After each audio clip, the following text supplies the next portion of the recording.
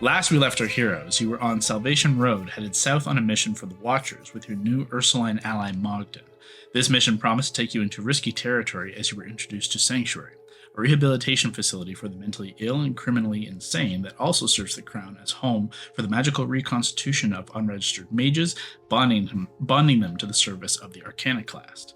This is all public knowledge. However, what is unknown to most is that the facility also functions as an Arcanoclast installation for an off-the-books special ops team dubbed Blackwatch.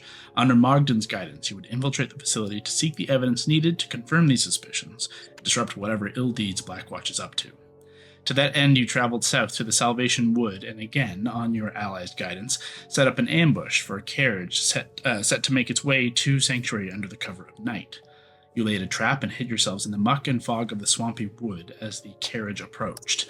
Your plan was sound, however, you were unaware to what extent the threat level of these Blackwatch operatives handled themselves, and though your trap worked in stalling their arrival, the mage hunters were trained to sense the presence of nearby magic, detected the fey magic aiding your stealth, and they sprung on the offensive.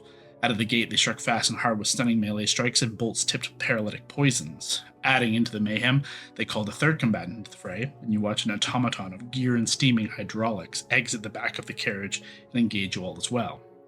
The battle swung from deep peril as your allies were dropping and near dead to the triumphant swell of bloody victory as Mogden and DeCrane brought down the Inquisitor under a flurry of gunshots and blades. For you all turned to hunt and destroy the Witch Hunter as they tried to flee into the night to the walls of Sanctuary.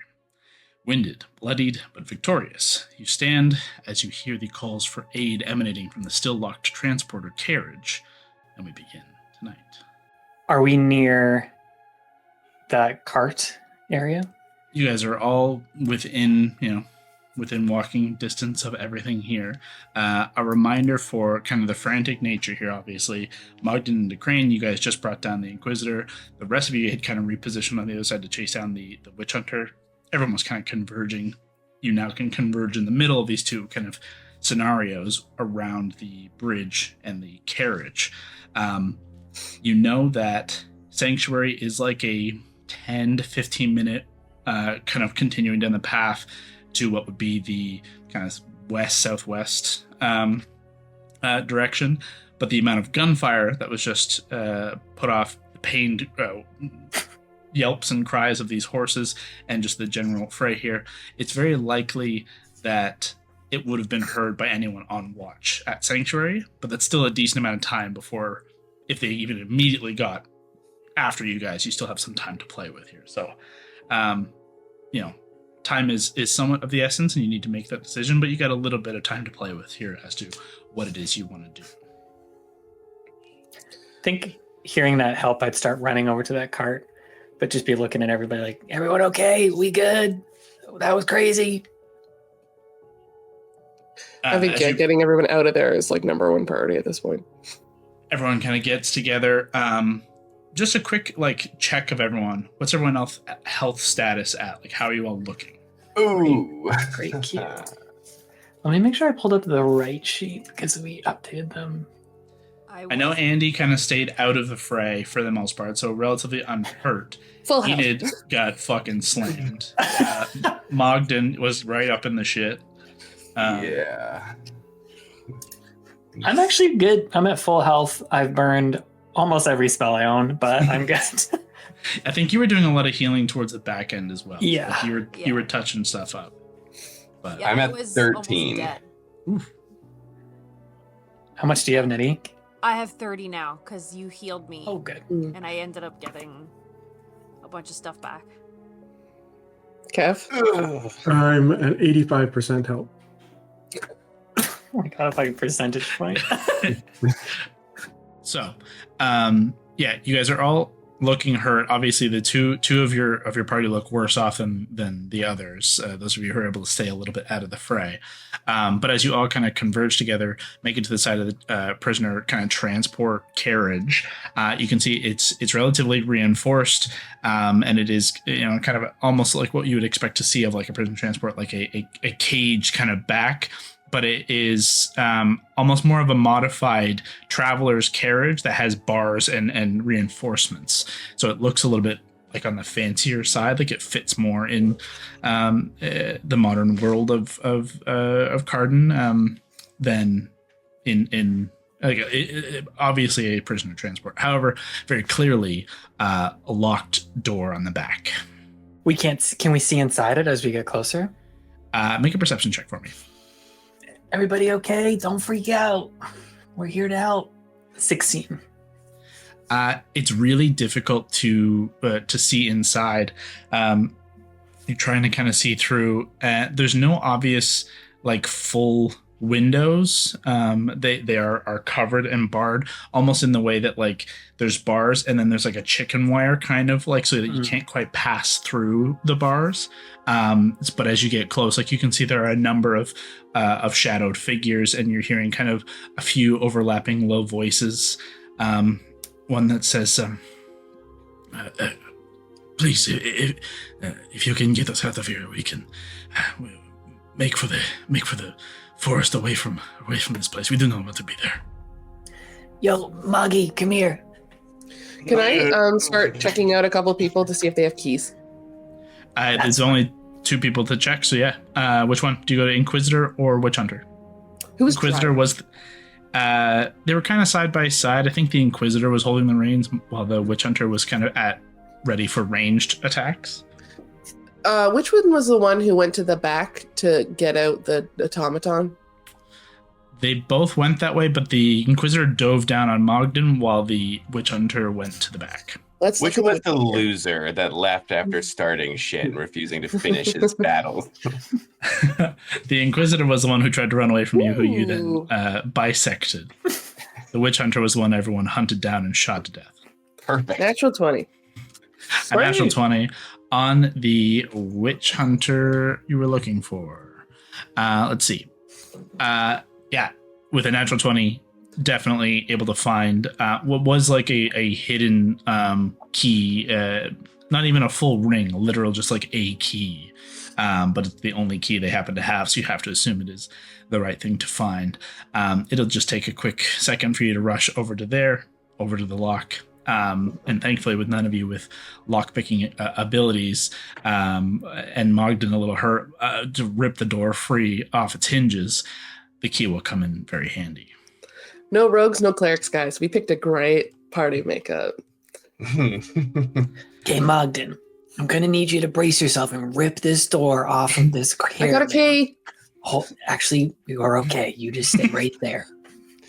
Can Mogden make an intimidation play on the individuals in the back of this carriage? I think in his mind he's a little bit not afraid, but wary of opening up this carriage without a firm sense of where these individuals stand, and he is in no condition to take any chances. So he sternly wants to kind of approach the back and kind of say something like, "Speak now if you are friend or foe. We have no time for shenanigans." Throw very intimidating. Yeah, I already named shenanigans. You're trying to be scary. Shenanigans is definitely the not a great word. Give me a minute to warm up here, guys. Well, that's a it's a 7. That looks like a 1, so I get a 14. A 14 is great. 14. No, it's great. There's like a pause and then several overlapping. No, we're friends. We're friends. We're friendly. Friends. Please do not attack. Do not attack. Please. They are very much playing down their abilities, and you're make an insight check for me as well, Mogden. 16. Great. Your natural and watcher trained insightful abilities is kind of reading a truthful response from the creatures inside here. They're not trying to put on a facade of like, psych, we're watchers, or we're Arcana class, and they're gonna fire out the door as soon as you open it. Like, they are they seem to be who you expect them to be. In his wounded state, does he still have enough strength to just like paw this door off? We have a key now. You're kind of building yourself up to as Andy rushes over with the key. Great. I'll put a hand on your back though, and I'm gonna be like, "You did good back there," and I'm gonna cast Cure Wounds on you, so you get Spicy. Psychics inflict wounds. You get 16 health. Hey, that's very kind. Thank you, my friend. You feel the surge of warmth rush through you as all of you kind of gather around the back, and whether you were feeling the kind of the same level of kind of unnerved as Mogden was preparing for what's inside here. Andy, you go to unlock the door. Mm-hmm. You're clearly like big ass lock, key in lock, instantly drops. You're able to swing open a heavy door. And as the door opens, it reveals the interior of the carriage. Simple and dark. Each side has a simple kind of metal bench. The metallic loops that you can see chain threaded through along the sides of the benches and the back wall.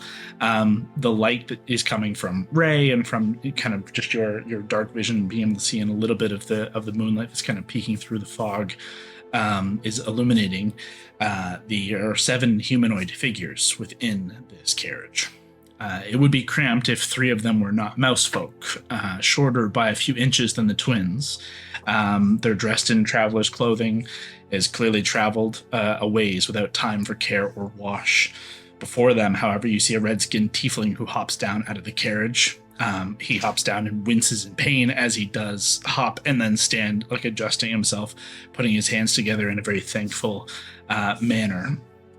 You note red skin blackened with frostbite in spots. And the black curved horns that kind of rise and curl backwards, almost rams-like, are encrusted with ice. Behind him, you see a female elf. Once likely very beautiful and vibrant, you now notice her skin is ashen and straw-like hair, very unkempt. Eyes are rimmed raw red. She steps down and reaches up to help the next 2 down. And you guys watch a satyr step out as well, who's obviously seen a fight or 2 themselves, but have come off quite worse. The face is bandaged across very poorly around the left eye and ear. You can see are stained brown and red. Open vest with no shirt beneath, and his left leg has been amputated below the knee. Similarly, stained bandages kind of wrap around the stump of the knee there. The elf helps them down. The satyr kind of reaches out to someone to help him steady himself. I should kind of lead him away. The elf then reaches up to help a female Harengon to the ground. Brown fur flecked with gray around the eyes and mouth. They've turned white. You can see a little bit older of a Harengon. She too, similar to the tiefling, bears signs of frostbite along the hands and the bare feet, alongside a crust of ice that lingers within some of the fur. You notice as she steps down, she shivers very hard against the cold and clings to the simple rags that she wears. Finally, at the end here, the 3 mouse folk descend, clinging to one another like a life raft. They're 3 to 4 feet tall, give or take, ruddy brown fur that is unkempt as well. Clearly a long time in some form of captivity. Notably, the elf and the satyr, do not show the same frostbitten elements. It seems to just be the tiefling and the Harengon. The mousefolk wear simple kind of baggy clothing and wraps around wrists and feet that you notice are heavily stained from wear and travel. They all kind of huddle around. The elven woman kind of steps towards you. Thank you all for your bravery. I don't know. Where should we go from here? What should we do? Mogden leans in and says, "Your captors are dead, but tell me, friend, how did you come to be in their chains?" She points over at the satyr and says, "It's kind of hard to piece together, if I'm entirely honest with you. My name is Millicent. This is Griff, gesturing to the satyr, and these are the Merry Courts, to the 3 mouse folk. We were... I honestly don't remember how we came to be here. Weeks ago, we awoke in the underworld. We were traveling underground through tunnels in darkness for days by folk similar to us, but our memories from before are a haze, lost to us. We know we came from somewhere not here, and we were with others like us from the same place, or at least similar, also not from here. But we were split at different points, and we were headed towards an outpost. We kept hearing bits and pieces, but somehow along the way ended up into this carriage with these people en route to somewhere called Sanctuary. I want to talk to these people, but I think we got to get off the road here. If that outpost maybe heard shots fired or something, they could be sending people out. Speaking of, can I hop up on the carriage and do a perception check just to see if there's any activity? Go for it. You, as you make your way to the front of the carriage to hop up onto it, the tiefling also joins with you. And I will point out to... Actually, everyone but Mogden, apologies. Just throw me a history check for me. It's a fat 8.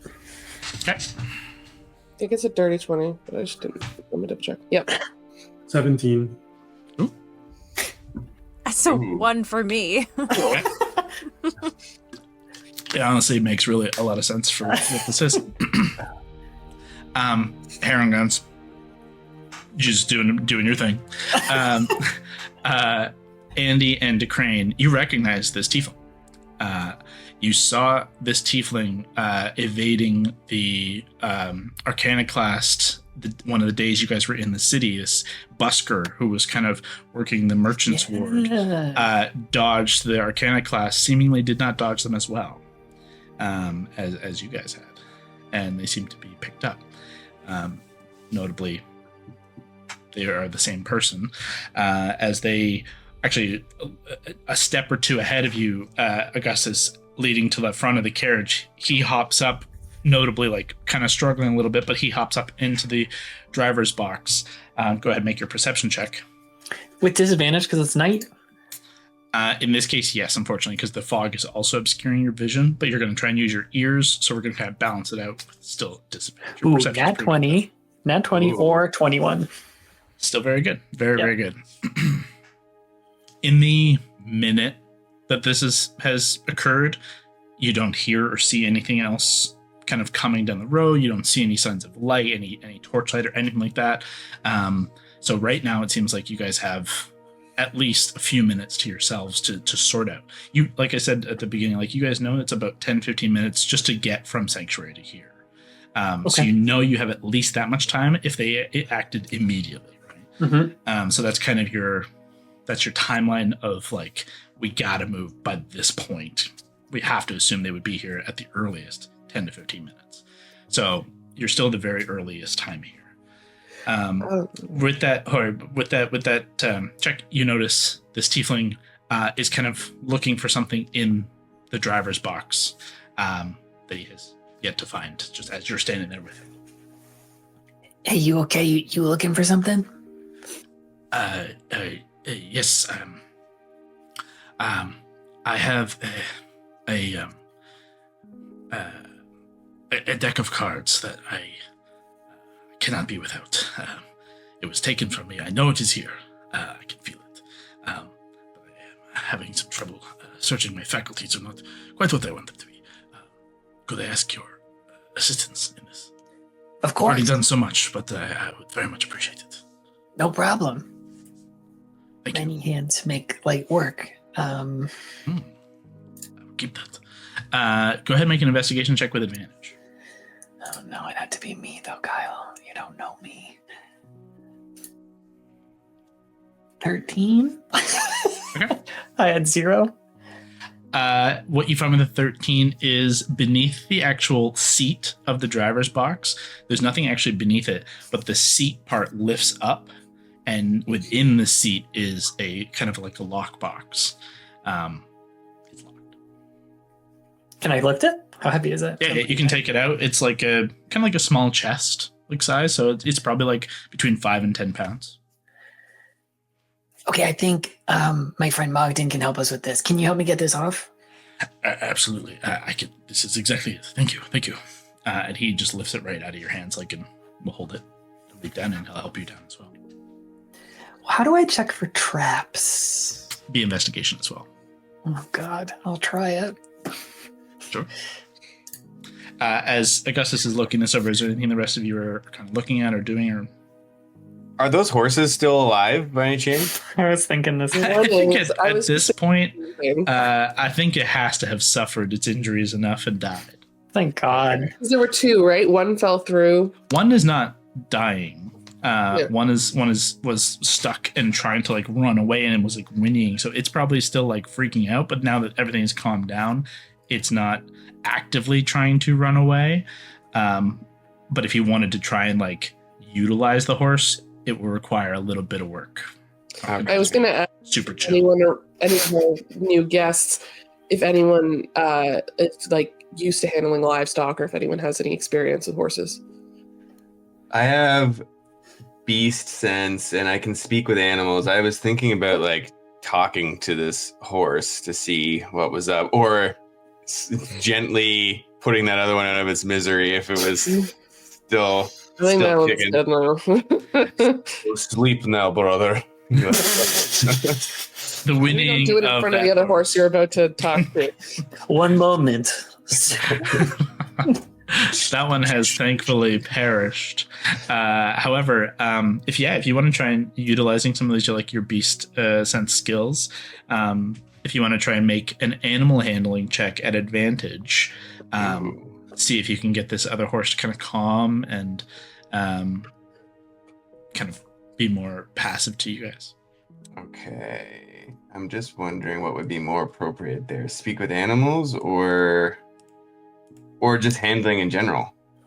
Honestly, I'll give you just the fact that you can kind of just generally speak without casting the spell. Like you can kind of get across with like how your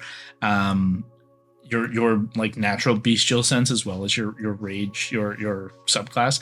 I'll give you animal handling at advantage, just straight up. That's only a 12, unfortunately. Roll again. You got to Roll again. Oh, Advantage. you're right. Roll twice, take the higher. And it's a nat 20. You can feel it. It is a 7. New Year 7. Mogden's still not on his game right now. He's a little beat up. I think honestly, you're trying to communicate with this thing, but unfortunately, like just coming out of your rage and the bloodthirst, you're still covered in the blood of the guy who just was like, you're just not the most appealing person to come to this creature, and it's just still treating you like a predator more than a friend. Fair enough. You look like a Foresee. bear. Yeah, you just kind of gather like, you know what? I'm gonna give you some space and step away. It doesn't like, it's not like freaking out to the point where it's like trying to run away, but it's like it's definitely backing away from you. And like in the interest of trying to keep it calm, you back away. Mogden takes the hint. He just returns to the back of the carriage. I got a 2 on my checking for traps, but Looks safe to me. Mogden, I checked this out. It looks good. Can you open this? He just rips it open. Athletic check for me, please. Oh boy, Mogden gonna have a bad day here. Let's see. Oh, 25. Nice. You literally just like with one paw, just rip the lock free, throw it over your shoulder. The lid just satisfied to just work. flips open. Are there any like coats or blankets up there for the people who are riding outside? There's some cold people. No, but while Mogden does that, I'll set the thing down if anyone wants to look in it, and I can create a little bit of fire here to try and warm some people. The tiefling instantly like dives inside of the box, and you see him come away like triumphant with his hand clutching a thing that he quickly just kind of holds close, tucks into the kind of rags he's wearing, and like loops it over his neck, actually like as a pouch, and then eagerly comes to the flame and like hands directly in the fire and just like just soaking it in. The other Harangon, who's just like actively like still shaking, shivering, also kind of is ushered forward to the flames. And I'll take off my cloak and give it to her, and I'll take off my Harangon hat and give it to her too. Just like through chattering teeth, she just thank you. Don't worry, you're gonna be safe now.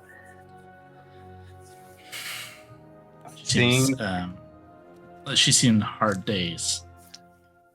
Look, we don't have a lot of time here. I really, I think we need to at least start moving you guys. I'm just not sure in what direction, and I'm not sure what our next plan is here. It's something we might have to chat about. Mogden, I'm not sure if this satisfies what it is you were looking for. Unfortunately, we do not have answers yet, but I agree with Augustus. We are not safe on this road. This carriage will be expected shortly, and it will be noted that it is missing, and they will come to search for it. We should try to clear this road and take some shelter off to the side of the road before we determine what we shall do next. But as far as my objectives are concerned, I do need to get inside of Sanctuary. I got a crazy idea. I was thinking about this last fight, much later in the fight. I could turn into a horse, and we could tie this cart to me, and I could try and move this cart somewhere. Because is the cart fucked, or is just the horse who got fucked up? Cart's totally fine. What if you even like something like can you turn into like an ox or like something that's like good at hauling shit if it's stuck, or is it not stuck? It's not stuck. Your trap, which would have stuck the horse. Right. Sorry, bad. Cart is totally fine. Front horse is fucked. Second horse is totally fine. So you have one perfectly fine horse that needs a little bit of coaching and animal handling to kind of get back on the road. With a second horse in Augustus, you could easily get this thing out of here, and you could either repair the broken road, or you could just kind of go off the road for a little bit, heave and hoe a little to get back up on the other side of where the bridge is. But you got a big strong bear and magic if needed to kind of push yourselves around. The question really more right now is what's going on with these folk who you've saved, and which paths you'd like. There's a lot of decisions have to be made within the next like 8 minutes to 15, 8 to 12 minutes before things start to get like we have to be watching that road.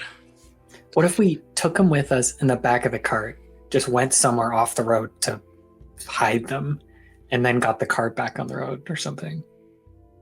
Well, my question, Kyle, how fast would I have a sense of, just having traveled so much, would I have a sense of how fast it would take a horse-pulled cart to get back, like to get out of the woods part of this? That's true.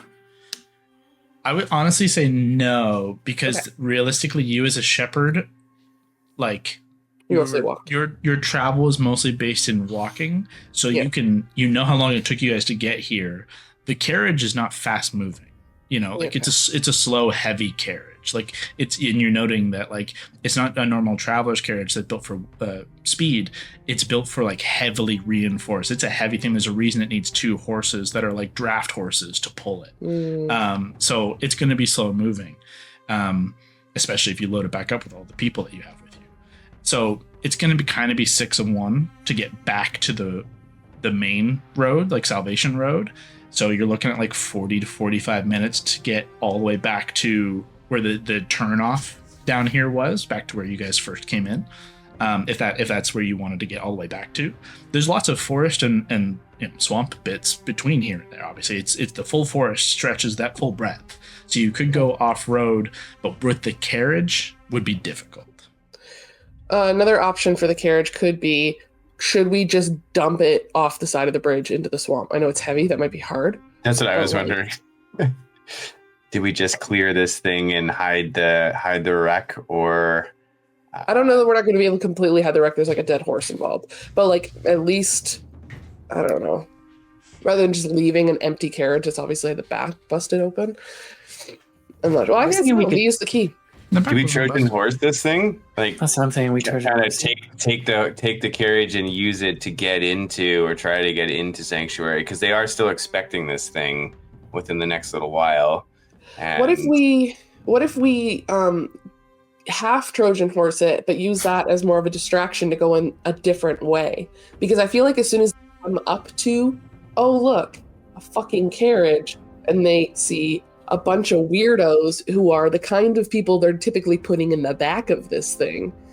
But even if we can somehow like get the carriage up halfway up the drive so they see, the carriage is approaching, let's go meet it, and then potentially draw them out and we can sneak in with less people in there. I'm a horse. I was gonna say, if you're a horse, you could be in already. Could we steal the clothes off of these guys that we just murdered and try to dress up a couple people and maybe make it look like that is the crew bringing in this cart? And then to your point, we could maybe have half of the team try to get in while this cart is creating a diversion. But if we dress up some of the people maybe as the Inquisitor or the Witch Hunter and have them drive this cart that Scott is pulling. My only concern with that, I love this, but we have a bear, 2 bunnies, a guy with weird hair who's kind of a vampire, and then Andy. A very You're the only one glows who- under the stars. You're the only one who might make this work. Because I could just do it alone. We could put the dead bodies on the carriage, and I could just Go in you as know, a horse. go in as a horse, as if like they got fucked and they died on the way back. Hmm. What if Mogden goes in the back of this thing and just lays low until we're in, and then Well, the thing is, I don't Good. know that they would fully bring it in. I think the rest of us. We also have to figure out before we do any of this what's happening with the people. Let's figure that out. Get the people. I want to add one thing to your elements of this discussion before we come to the people discussion.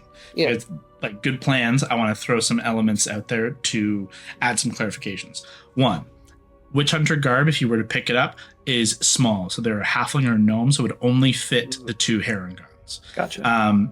The Inquisitor's garb would not fit Mogden, obviously, and that would make no sense for Mogden to be just the size of these creatures. DeCrane or Andy could maybe pull it off. It would definitely be requiring a little bit of prestidigitation and mending because it's full of blood and cut up by Mogden and bullet holes everywhere. So there's going to be prep time needed for all of this kind of the theatrics of it all. But that's definitely a route you can go. However, the expectations on the other side of this would be prisoners are in the back of this. So there'd be no reason for an empty carriage to arrive. So you would have to add that element here, or be prepared to explain why you have an empty carriage. If that is What if we weekend at Bernie's this shit? What if we tie them to the front?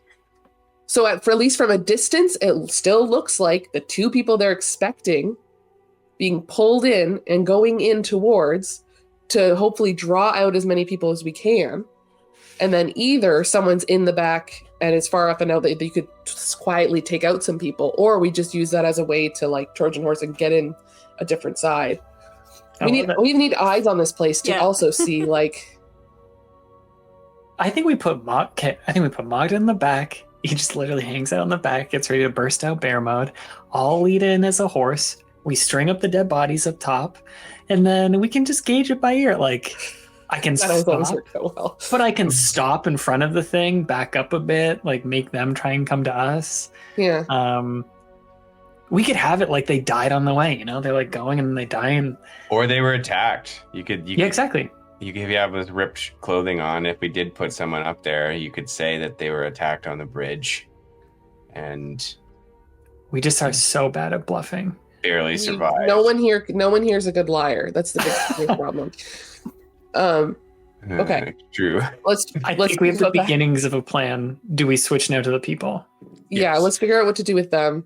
I want to know why they're here, like why they were taken. I'm just not sure if we have enough time for like a full talk. Like we have to decide if we get them, stash them somewhere safe, come back for them. Is that what our thought is? Yeah.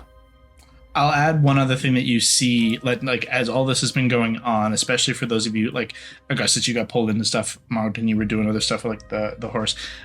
For Decrane, Enid, and Andy, as you guys were kind of with the rest of the crew that was here, each of them you notice after the minute or two you guys have all been kind of around, they're each marked with a symbol, like a charcoal, like glittering mark on clothing or on some element of them. It's an odd mark. It's like a capital T if it was bisected in the middle, kind of like with a space, and a small circle atop that opening. That opens? That's like a little open? So a fully enclosed like circle, but the T has as if you cut the T and then split it a little bit. Gotcha. Inquisitor? I don't know. Could I make note of that? And then is it just charcoal? As you just kind of take a look, it seems to be charcoal with like a little extra something to it, but you're not entirely sure. Like, could I prestidigitate it away? You can try. Okay, I'll just on one of them. It seems to kind of lift off. It leaves a little bit of a mark behind. It doesn't seem to be fully gone. Okay. Throw me just an intelligence check, though. Yep. Natural 20. Ooh. Nice. Jesus. Good time for it. Good time for it. 2 right so far. You notice or note as you like go to take it away, like you've seen this mark before. It's Glumkey. The cipher that you guys found, the kind of coded missives from the pale fae in the underworld. It's the same cipher key, Glumkey. It marks minor magic. So these people have been marked with magical capabilities. With a nat 20, you notice that one of the mouse folk is marked with a slightly modified version of the symbol. That is, you rolled a natural 20, so I'll give you the full. You're the wizard here. You're the one who decoded it in the first place. Like you have the most reason to understand it. So it does kind of fit. It's a modified version of the magical symbol, but it's magic gifted by the Archfey. Is marked on this smaller male mousefolk. So presumably a more powerful magic. I think we have a lot to talk about. Okay. Hey, do you guys remember when you got these? Is there anyone you asked that specifically to? The group. So no. The elven woman who was speaking before identified herself as Millicent. She kind of stands up, and when we were in the underworld here, we were marked. It was when we woke up. Whenever this happened, whatever happened before is distant memory, but we were already stripped of our belongings and things, and were these marks. So sorry, all of you guys came from the underworld with these guys. No, sorry. Myself, Griff, and the Mary Courts, the mouse folk, we traveled for weeks and then were picked up by this cart. This evening, she gestures to the tiefling, and he does a little bow to Dio. Dio. And she gestures to the Harangon and says, and Margot here, were picked up from, what did you say it was called? And Dio says, Terminus. Terminus, you guys know Terminus to be, actually, Andy knows, Terminus to be, and Mogden knows, Terminus to be the Arcana-classed prison, like the penitentiary within Karden. It is the place nobody wants to go. Okay. Okay, we need to get you guys to safety a little bit. we're not done here, unfortunately. But I really want to get you guys out, and I'm not sure where the next step is. Kyle, can you remind me in terms of map and orientation? This is more south, correct? This is more south than the city, significantly. Yeah, you guys traveled like 3 hours south of the city. Okay, and that main road that we went back to, that's the one that I would have taken to get the Sun Shield at some point. Out of Karden, Salvation Road runs from Karden south all the way down to Marabella, would cut further over. There'd be like an off cut to go to the Sunshield Keep in the jungle. And in theory does continue even past Marabella further south into like the south coasts. It's just far less traveled that far down, but it's the same road. Okay. I'll go to everyone else, like our own team. I don't know if I feel about sending them on their own. It's really not a shepherd thing. Do we think we want to just stash them away for the night and then try to deal with? What if we like stashed them a little off the road, gave them some warmth, some fire, some rations? I could use the decanter of water to give them some water, and then we find them after this. Okay, I'm a little nervous about someone setting out a search party to find them. Oh, we'll handle the search party. Mogden kneels or bends down a little bit and addresses Millicent directly and asks her, he says, "Tell me if you know, why were you taken?" I've only been able to piece together bits of what has happened and bits of what each of us know. We have the faintest of memories of our home, gone once beautiful, gone dark. Flashes and bits and pieces. I believe you know it as the Feywild. It was beautiful, and then ash and war befell us.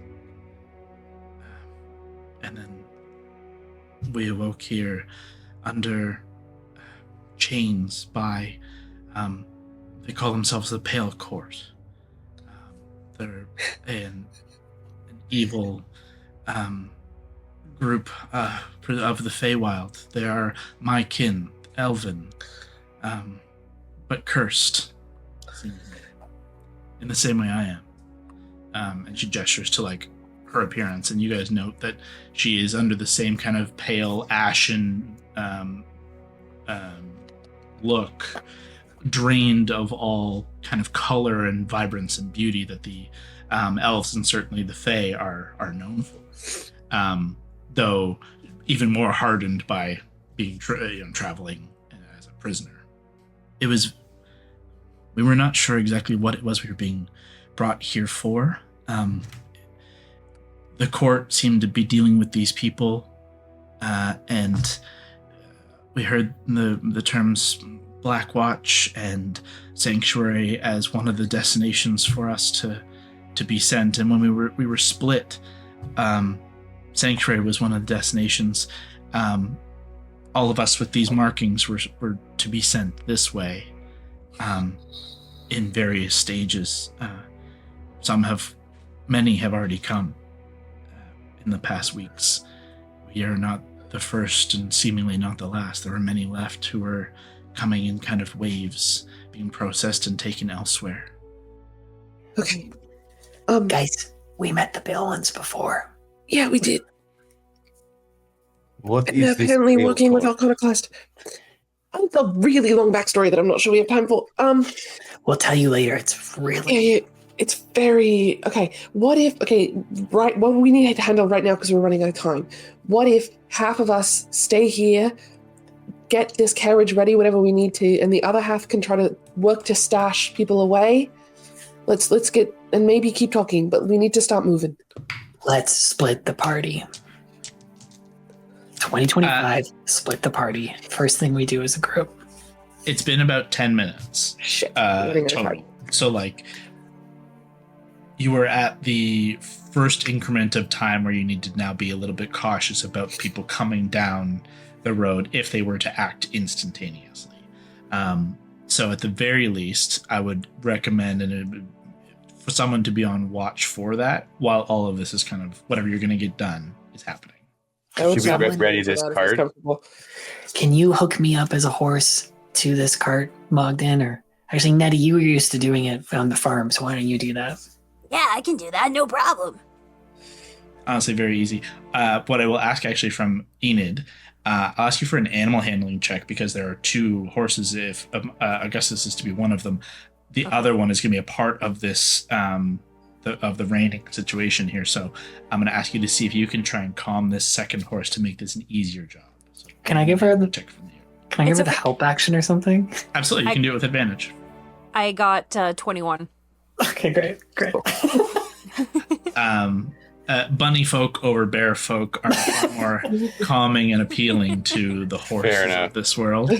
And within a few minutes of the two of you just kind of oohing and awing over the horse, trying to make it not look at its dead brother, you are able to... Brother? There's Mogden just throws here it as onto well. his shoulder and carries it off into the bushes. This will be good meal. I will save this for snack. So Augustus, are you transforming it into wild shaping into a horse now? Yes. So I got 3. I just want to check my wild shapes. I used 1. Anyway, do you have berries and shit and rations before you do that? Well, actually, sorry, before we even get to that far, what is the plan past, like, clean up the space? Are you guys just going back all the 45 minutes to the road split? Or are you just moving to another spot in the woods further down the road? Like, what is where's the end goal for this part of the plan? What if we loaded them in the back? We just went down the way we came, like in the cart, transported them, hide them. We're not going to be able to turn the cart around, from what I understand. Yeah, we would? Okay. For some reason, I thought you said it was too narrow last time. No, it would be hard to do at pace, but like in reverse? with you guys with time and like the fact that one of the horses is an actual person and they're able to like coordinate this with everyone else, big strong bear guy, like you'll be able to figure this out. It's going to take like 2 or 3 minutes to do. It's not going to be a fast thing, but it's doable. Okay. So if we start moving this whole thing back up the driveway, for lack of a better term, get people situated, and then in theory come back with horse and cart. Mm-hmm. How long do your wild shapes last? Half your druid level at least. No, actually, the new rules are until you run out of hit points. Oh shit! Really? Let me check on that. Maybe Is there both, but anyone in the regardless, a couple party hours. that would be of benefit to come with us? Of the people who are all fucked up? In the back, yeah. I can stay in that form for 2 hours. 45 minutes down the road, turn around. And in terms of timing, just to like once again kind of bring back context, it's not even quite like deep into the night. At this point, we're talking like 8 p.m. 8:30 after all this is said and done. Like you still have a whole night ahead of you. Okay. So then is that the play? We get this group to safety, and then we Trojan horse diversion, get in behind the wall kind of situation as a team. Mm-hmm. Yeah. First thing we do, get these people back to that bend where we were camping out, rest them there, and then turn back. At least close to it. I don't know if we have to get all the way, but at least to where the wood's thin a little bit. Yeah. And then hopefully we'll be enough of a diversion that they don't send people past us to keep looking for them. And then wild shapes are different now. I can burn a spell slot to do another one. So it's not like we're fucked. Okay. Really? Nice. So you just have lots of cool. Well, I only have 2 spell slots left, but Okay, so I'm gonna rapid fire what the things I need from you guys before we can kind of get moving. So I need whoever's gonna be our watch person. I now need the watch from them. So I need a perception check from whoever's on watch. I nominate Kevin. He has dark vision. DeCrane would be a good choice. It would not be a disadvantage. It would be a straight roll. Nettie's good too. And Enid would be I guess she has the goggles, so not a disadvantage.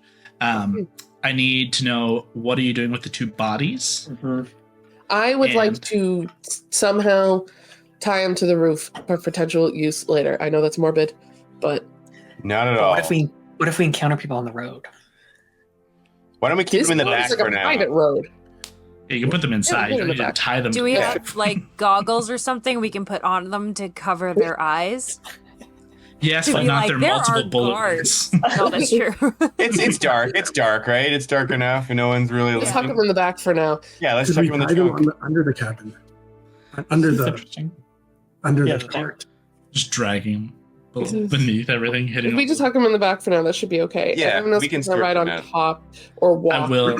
Yeah, I will point out that none of the people who have been freed from the cart want to get back inside the cart. Yeah, That's yeah, fair. that's fair. That's fair. Okay, bodies in the trunk, and everyone else is walking. They will either walk or ride on top in some form.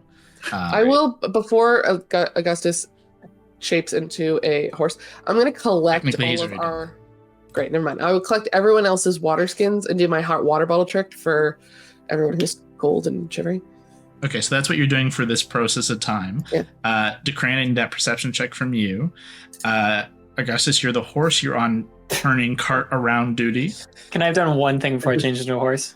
What did you do? Dragon vessel, produce one healing potion, and then Sure. change. And hand that off to somebody, or Yeah, I will give that to my sister. Basically, Ty, we have this little I don't know, jar gourd thing that can produce either olive oil, beer, or a potion Oh, yes. once a day. Yeah. So we had to Cool. produce a potion. Nice. you have an extra potion for you. Enid has that now. Decraning, what was your perception? Also, just to clarify, if I see something, I may just attack. Just beware. And that's my perception. Great. Oh boy. It's a 3 for the listener. So everything looks great. 3 and 6, so 9. Decraning, you take a good position just to keep watch along the edge of the road. So far, so good. Mogden and Enid, you guys would be left to deal with the bodies, to at least gather them, and then if there's anything else you guys want to try and do, from at least one of you, I will need. I guess Andy could also be doing this, but seeing as she's not here, she'll give whoever wants to do it advantage.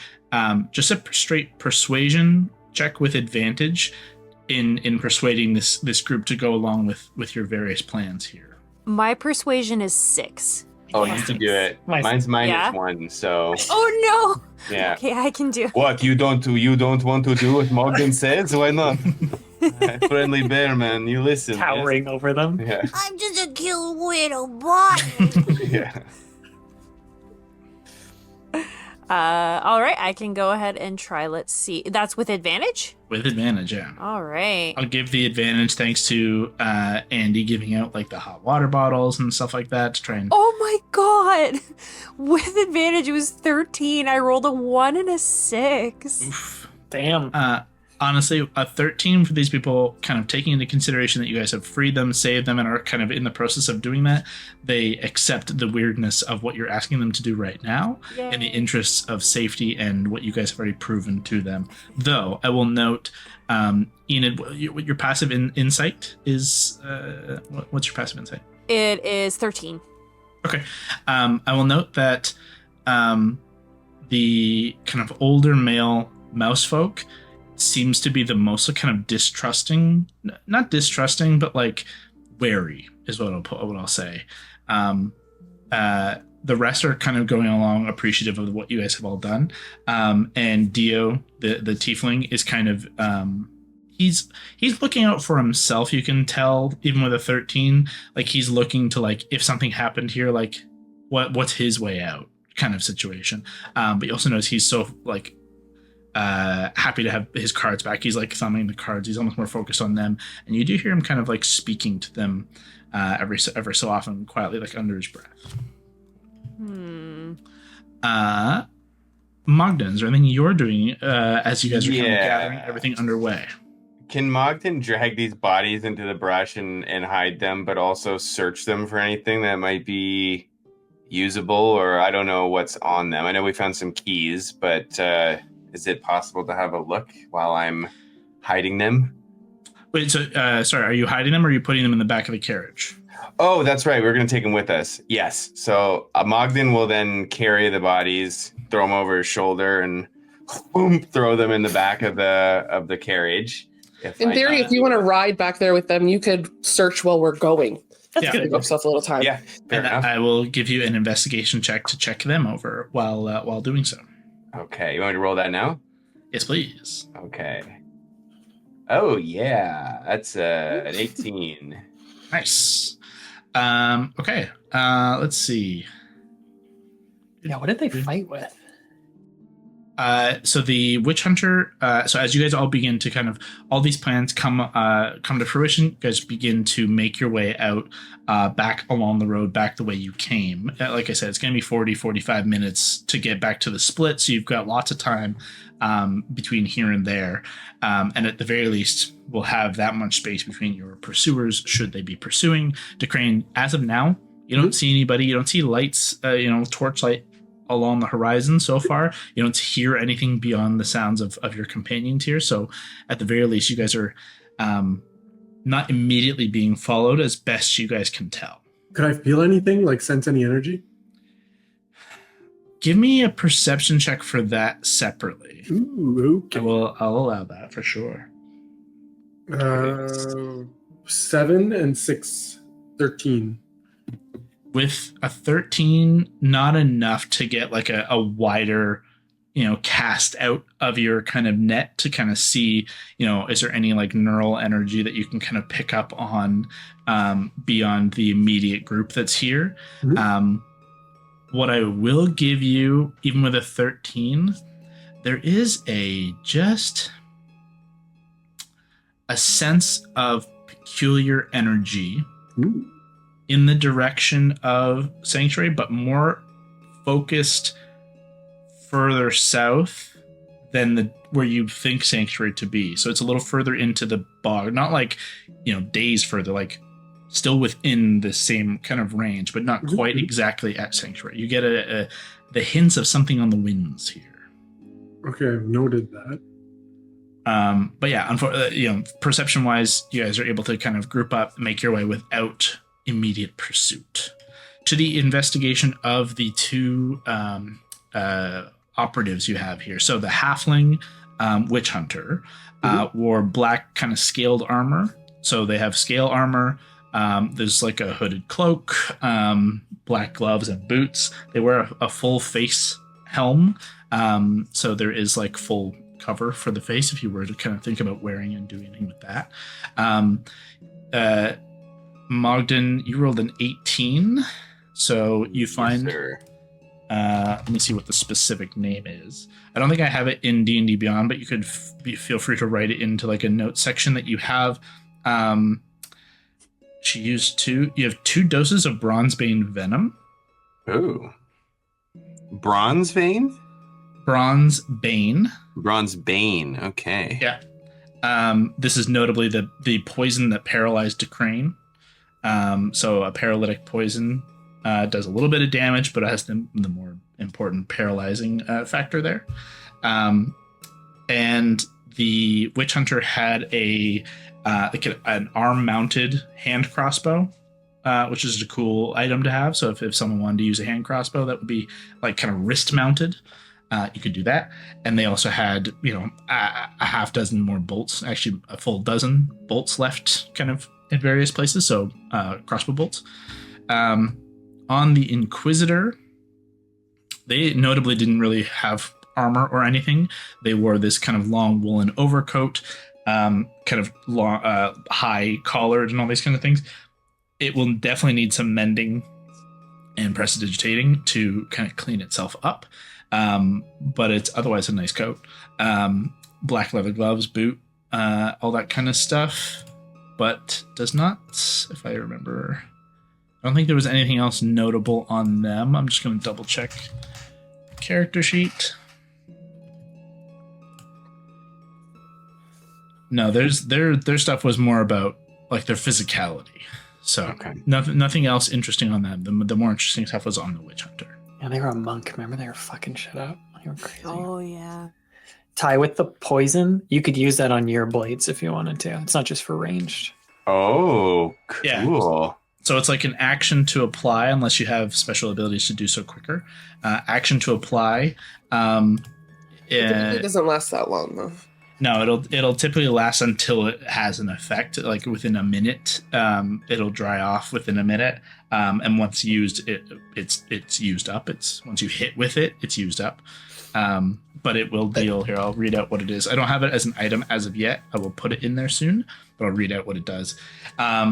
So you can apply it to a blade or bolt. On a hit, they have to make a DC 14 con save or suffer 3d6 poison damage and become poisoned for an hour. While poisoned, they're also paralyzed. On a success, they're not poisoned and they suffer half as much damage.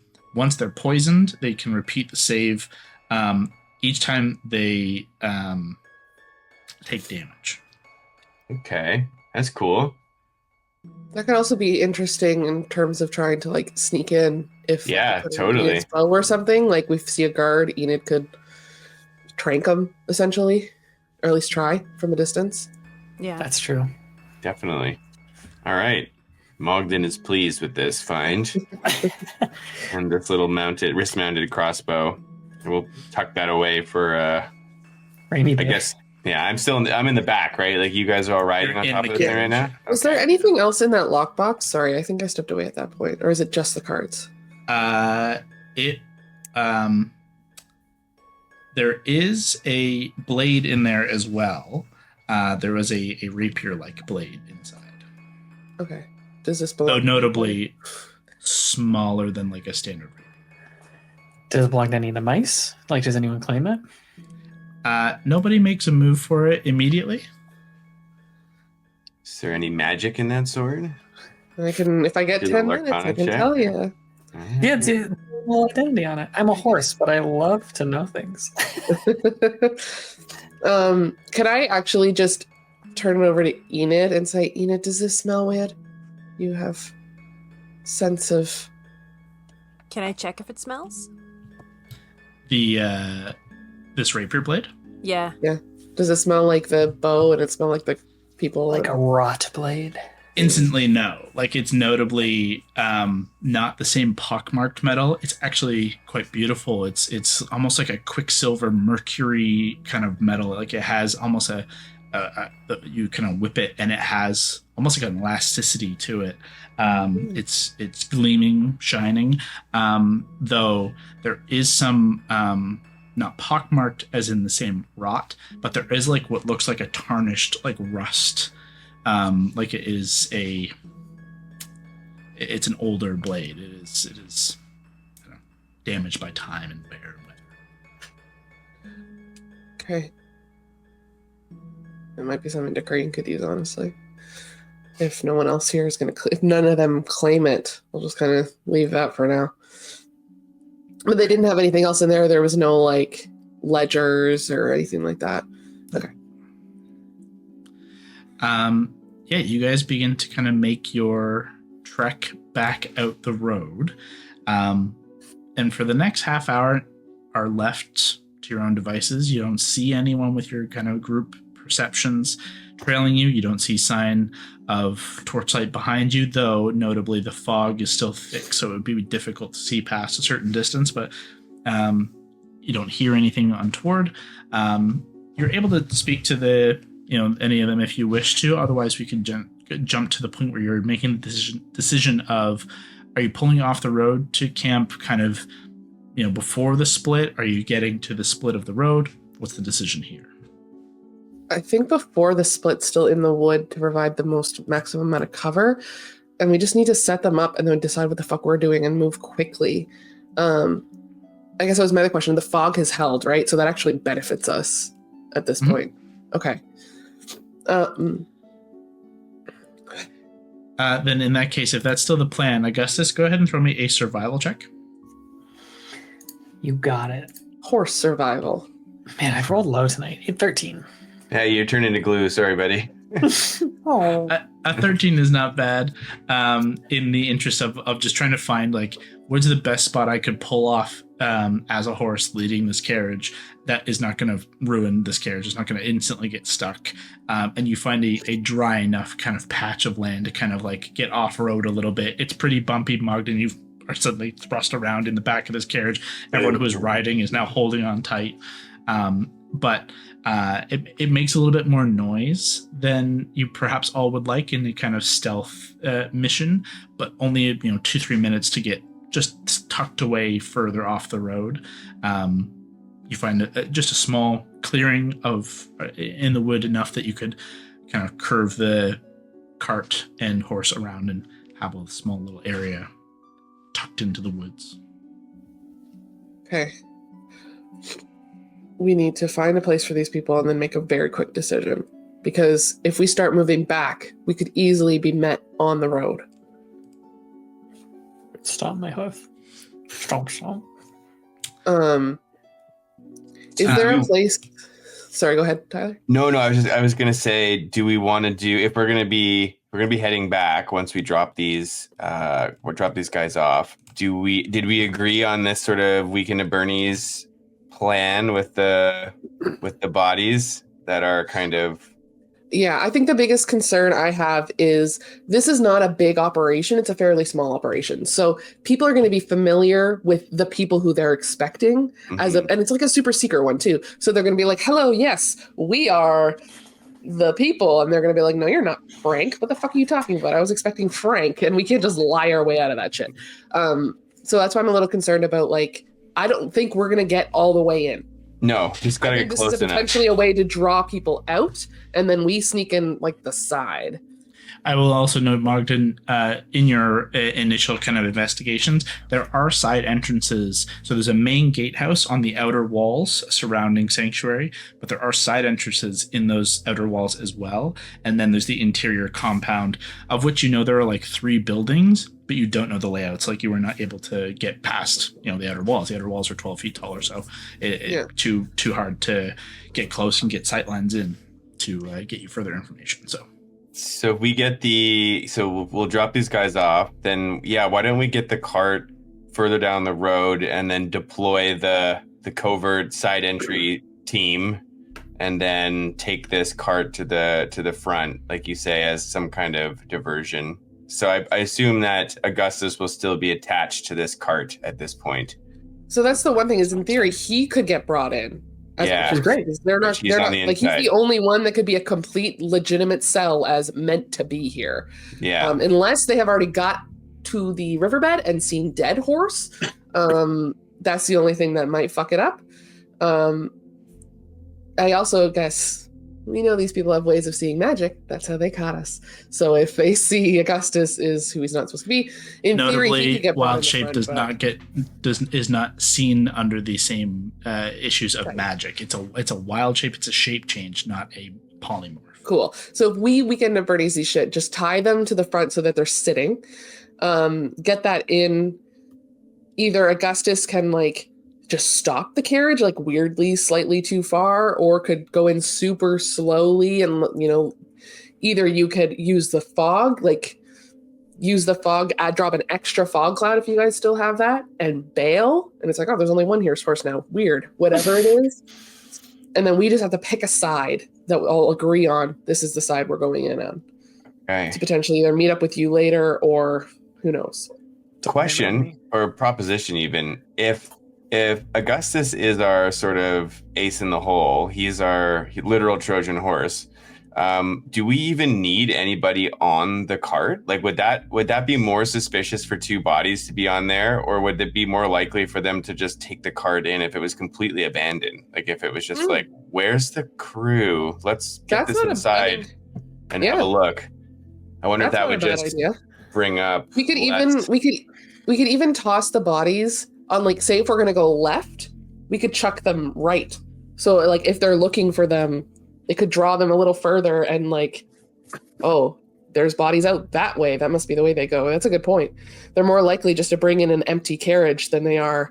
What happened to the crew? Or maybe to your point, maybe they'll send out a team to look. Where did the cargo, or where did the drivers go? And then that might give us a little bit of latitude to get in. But I feel like if this empty carriage just rolls up at the gate, they might be more likely to come down and quickly get it inside to determine what happened. Yeah, especially if we leave the back door open, very clear, no one's in here. That could split them up if it's where's our cargo? Maybe they're not far from here. The horses obviously made it here, so let's go look out there. Again, this is all dependent on them not having sent someone to find the dead horse under the bridge. True. But arguably we would probably see them on the way, no? Not Yeah. now. You guys have moved way further they away. could have gone so there you- and gone back. You would have to make the assumption now that they're either already there and gone back, or when you get there, you'll see whether they're there or not. Who hit the horse? Was that me? Did Mogden drag the You horse? did it. I feel like I joked about it. You But- joked. I don't know if it was a true statement. When we Okay. get closer, we can lose the other horse, and I'll just do it. Yeah. Okay. So just one horse I overturning like real slow. I like this idea of like mysterious ghost crew. Like where did they go? And then Ghost crew, good name. try to pull them out, and then we go in the side door. Okay. Yeah. But which side door? If you wanted to have hid the horse somewhere, that would have been fine. Okay. That's what I was thinking, but then I didn't know if that actually happened or if I needed to vocalize that more. You kind of did make a joke about like dragging the horse out of there because we'd have to move it out of the way anyway. Yeah. Yeah. It would have been Just fine. chuck it, let's put it in the side of the woods. Let wolves. I'm going to ask for a survival check from you, though, to see how well you hid the horse.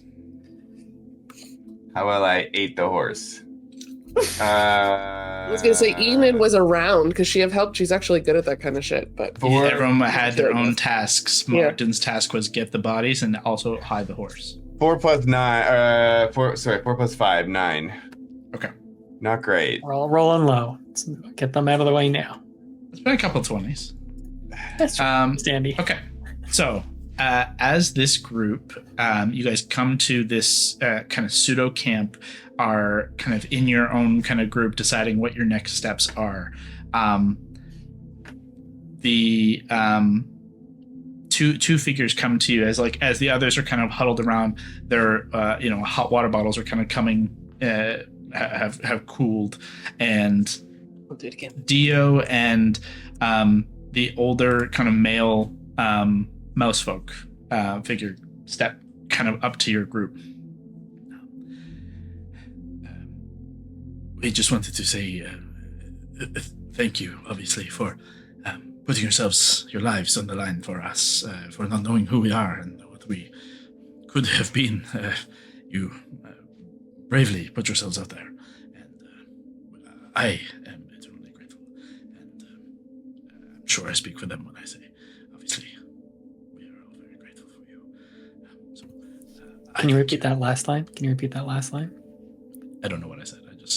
Just repeat, I'm eternally grateful, and whatever nice thing you said. I will speak for the group here when I say that we are all eternally grateful for your actions today. I would be happy to bestow upon you a boon of my own to each of you. I've overheard a little of what you are planning. It seems like shenanigans would be the right word to use in this situation. Mogden just nods. He's like, of which I fully approve. So when you are ready, I will do so. But my friend here, and everyone else here would like to speak with you. The mouse folk kind of stands up and kind of not puffs his chest out in like an aggressive way, but like it seems like his natural posture is like prouder, taller, standing as tall and firm as he can. Big leader. Thank you, Dio. It is. My name is Uriel Lionsmane. My family, the Medicorts, and I, as Dio has said, we are eternally grateful to you. But I must ask, why did you do this for us? Why put yourselves on the path of these incredibly evil creatures? I must know. to be Look, honest, come on. friend, we are trying to solve the mystery of what is beyond these walls, and I would be lying to you if I said that we knew of your plight when we came upon this carriage. But it is our pleasure and honor to relieve you of this enslavement that you have experienced, but it was not our primary objective. But now that we have happened upon you, it is a moment of fortune for all involved, and we are glad that you are safe. I appreciate your forthrightness and your bravery, collectively. If ever you are in need of the blade or Spring's Revelation, and he flicks his hand and the blade summons to his hand, he crosses, bows, and says, in the name of the Queen of Blossoms, I am a knight in your service. That's dope. Yeah, that's so cool. I really want to hear all about that. Please tell me. I know you don't have a lot of great memory, but I start whinnying. It sounds so interesting. I wish I could remember it all. Okay, well, I'm definitely going to look that up later. I start backing the cart up. Hey, Kyle, I should ask, has anyone, when I've been doing just the minor prestidigitation at all, I guess not so much all of the potential Feywild peeps, but the Herringon and Dio, have they reacted at all to open use of magic? Because I did it without really thinking. Not really. Okay. There's not been a noted reaction. Okay. Can you tell them we'll meet them here, hopefully? If we don't see them by Yeah. noon tomorrow, leave, but we'll try and be here by noon. Well, I mean, yeah, in theory, it's still the minute, I'd say by sunrise, they should get fucking moving. But I'm not sure where. How far is it to Marabella, Kyle? How far is it to walk? And they won't even know where they're going, and they're fucked up. That you would know. Can the Watchers take in people? I'd be worried about bringing them back to the city. They'd have to go back to the city. So without the interest of going north to Karden, they're already pretty close as it is. Marabella is about 19 or 20 days on Salvation Road. Ooh, woof. In theory, obviously, you all know that you can travel overland and through the Heartwood that is directly south of here. They could take the river basically from the woods and travel by river to just north of the city, and then it's a day from the river to Marabella proper. But that's still 2 weeks plus, give or take what happens off the road. Sunshield is another week past that. Obviously, you get to Marabella and then would head more kind of southeast into the Lazaran jungle. So probably in the 3-week range. Andy, I'll also throw just kind of freely for you that another go-to safe haven, so to speak, not a shepherd safe haven, but a general safe haven in Candorne is Ser Eden. Ser Eden is the holy city of the White Hand, technically a city-state, separate from Candorne itself, but operating within the nation of Candorne as allies. It's a religious hub, kind of a pseudo Vatican City kind of allegory here, where it's within this within the kingdom, but not necessarily beholden to them. They're beholden to the gods above, and it's a place that people across the world make pilgrimages to. So it's not uncommon to have random people from everywhere traveling to there, but it's still through open area. They'd have to travel along the Empyrean Way or overland. It's still at minimum 12 days, upwards of almost 3 weeks. Okay. I'll just kind of tell them if we're not back by dawn, just start. I'll point the way of there's that way, there's the main road. Head south. I mean, I'm not sure how familiar. I mean, obviously, you guys are not familiar with the area at all. I'm not sure if Dio and Margot, you guys have traveled at all. Margot's just, I've never left Karden. I've only ever lived in Karden, and I don't want to leave. My husband is still there. Okay. He's still in Terminus, I hope. What's his name? Gerard. Okay. I understand. I understand not wanting to leave family. Absolutely. if all goes well, hopefully we will be returning to Karden. If you don't see us by sunrise there, I would highly recommend speaking with this group, and they need to head south. It's something that, even if it's just for a little bit, please don't go off on your own. Make a persuasion check.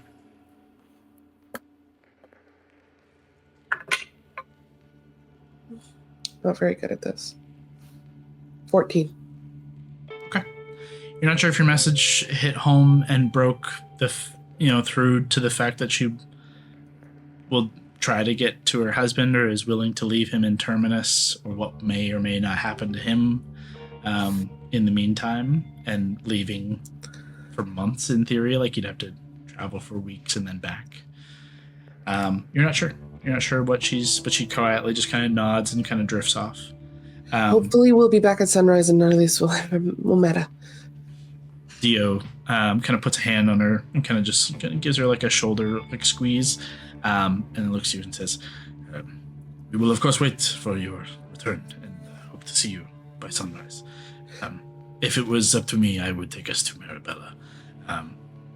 Well, Serene, honestly. Personally, not a big fan, but Marabella's more my speed, and to go up to Serene would put us closer to Candorne Company territories. And Yes, fair. I don't want to. Hey, seems like you know your way around, so that's better than we got. Okay. We should get moving. Yes. Can I headbutt Maddie as a horse? I'm gonna You headbutt take 5 points of damage. No, gentle nuzzle. And then I'm gonna like horse nibble bite thing at your hat, and then I'm gonna paw the ground and point at the Marga woman who has my hat. At my hat? The Marga woman has my You're hat. saying give your hat because No, I need my hat. you want your hat back. Oh. My mom made it for me, one of them. We Gotta might go come get it. back, Scott. And paw the ground. I'll kind of see that he's gesturing that, and I'll be like, here, buddy. You can have mine, okay? No, take it! Put it on his horse. Take it! It goes on one ear. There. Fits like a glove. Just fucking horse stare into nothing. Slowly walk. Perfect. Someone's got to take this hat off me before I go in, though. They're gonna be really It's confused. just over your eyes. Like, There's not a whole lot of walking you can do. You're still attached to the whole cart. I know. So you Just can kind of dragging pace this back and fucking forth. thing around. I had a question I needed to answer before you guys moved forward. Shit, now I can't think of it. Actually, this is it. So this has been, all of it could have been 5 minutes, could have been 10 minutes at most. I want to clarify: are you taking a rest yourselves? Good cue. oh, can we? Does that? It takes an hour. It'd be an hour for a short rest in which you could use your hit dice to heal up. You would regain any short rest things. That would be rages. That would be spells potentially. That would be wild shapes.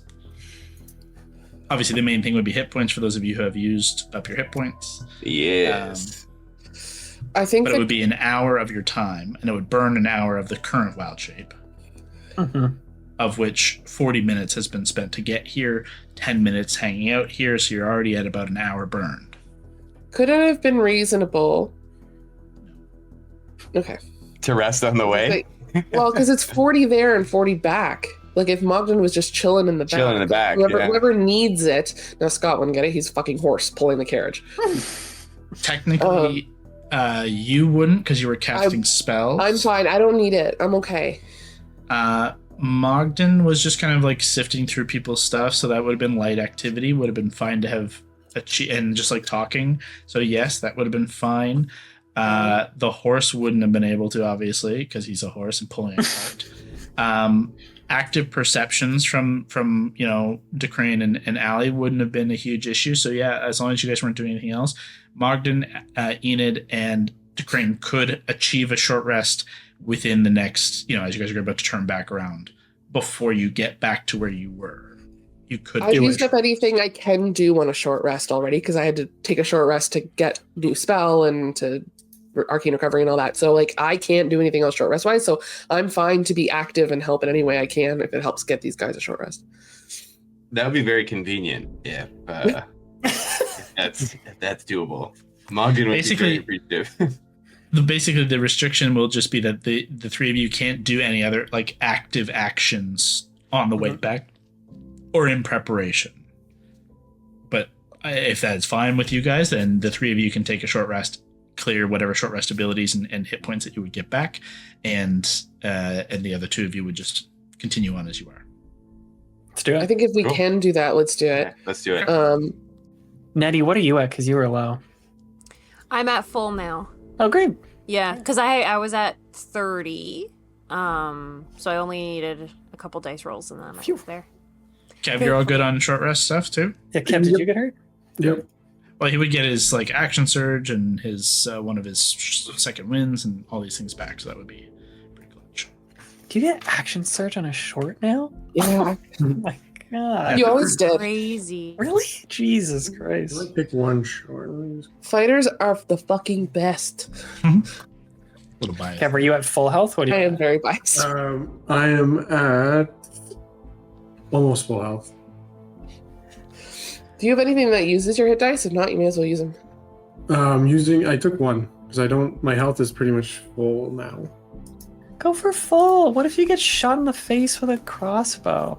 But I'm at like 40 out of 40. I'm at 47 out of 53. I don't. All right, when you fucking die because of 6 hit points, remember this moment. We're at low enough level that 6 hit points roll are it, very roll it. important. I'll That's just. like half my at- health. Allie and I were at almost 200. I'll Riley use was it one more. Oh, Thank you. miss it. Oh, I got a 10. Somewhat full. Yes. There you go. Okay. Nice. So technically this happens like on the travel back, but is there any final kind of things you guys are doing before leaving these people? Obviously Dio will do the kind of card thing he was going to do but as you actually leave, but any last things you guys want to do before that? Re-up water bottles. We didn't come with like our full kit because we weren't expecting to like camp, and I think we used up all our rations getting back. So we don't even have like a lot of rations and shit to give them.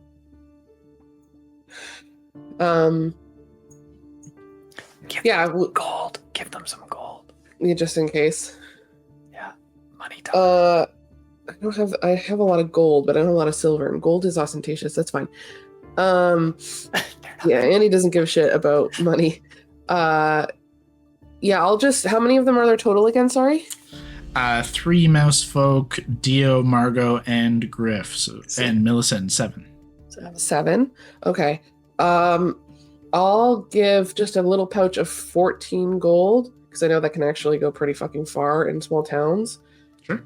And I don't want to give them too much just in case of looking. Where the fuck did you guys get all this gold? Mhm.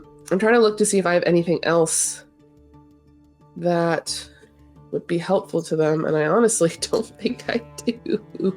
Who do you give the gold to? I'll give it to like the most folk guy we were talking to, and Yeah, just he's say good. to like distribute this amongst everybody. They're like, I'm not sure. This might help a little bit, just in case we don't get back.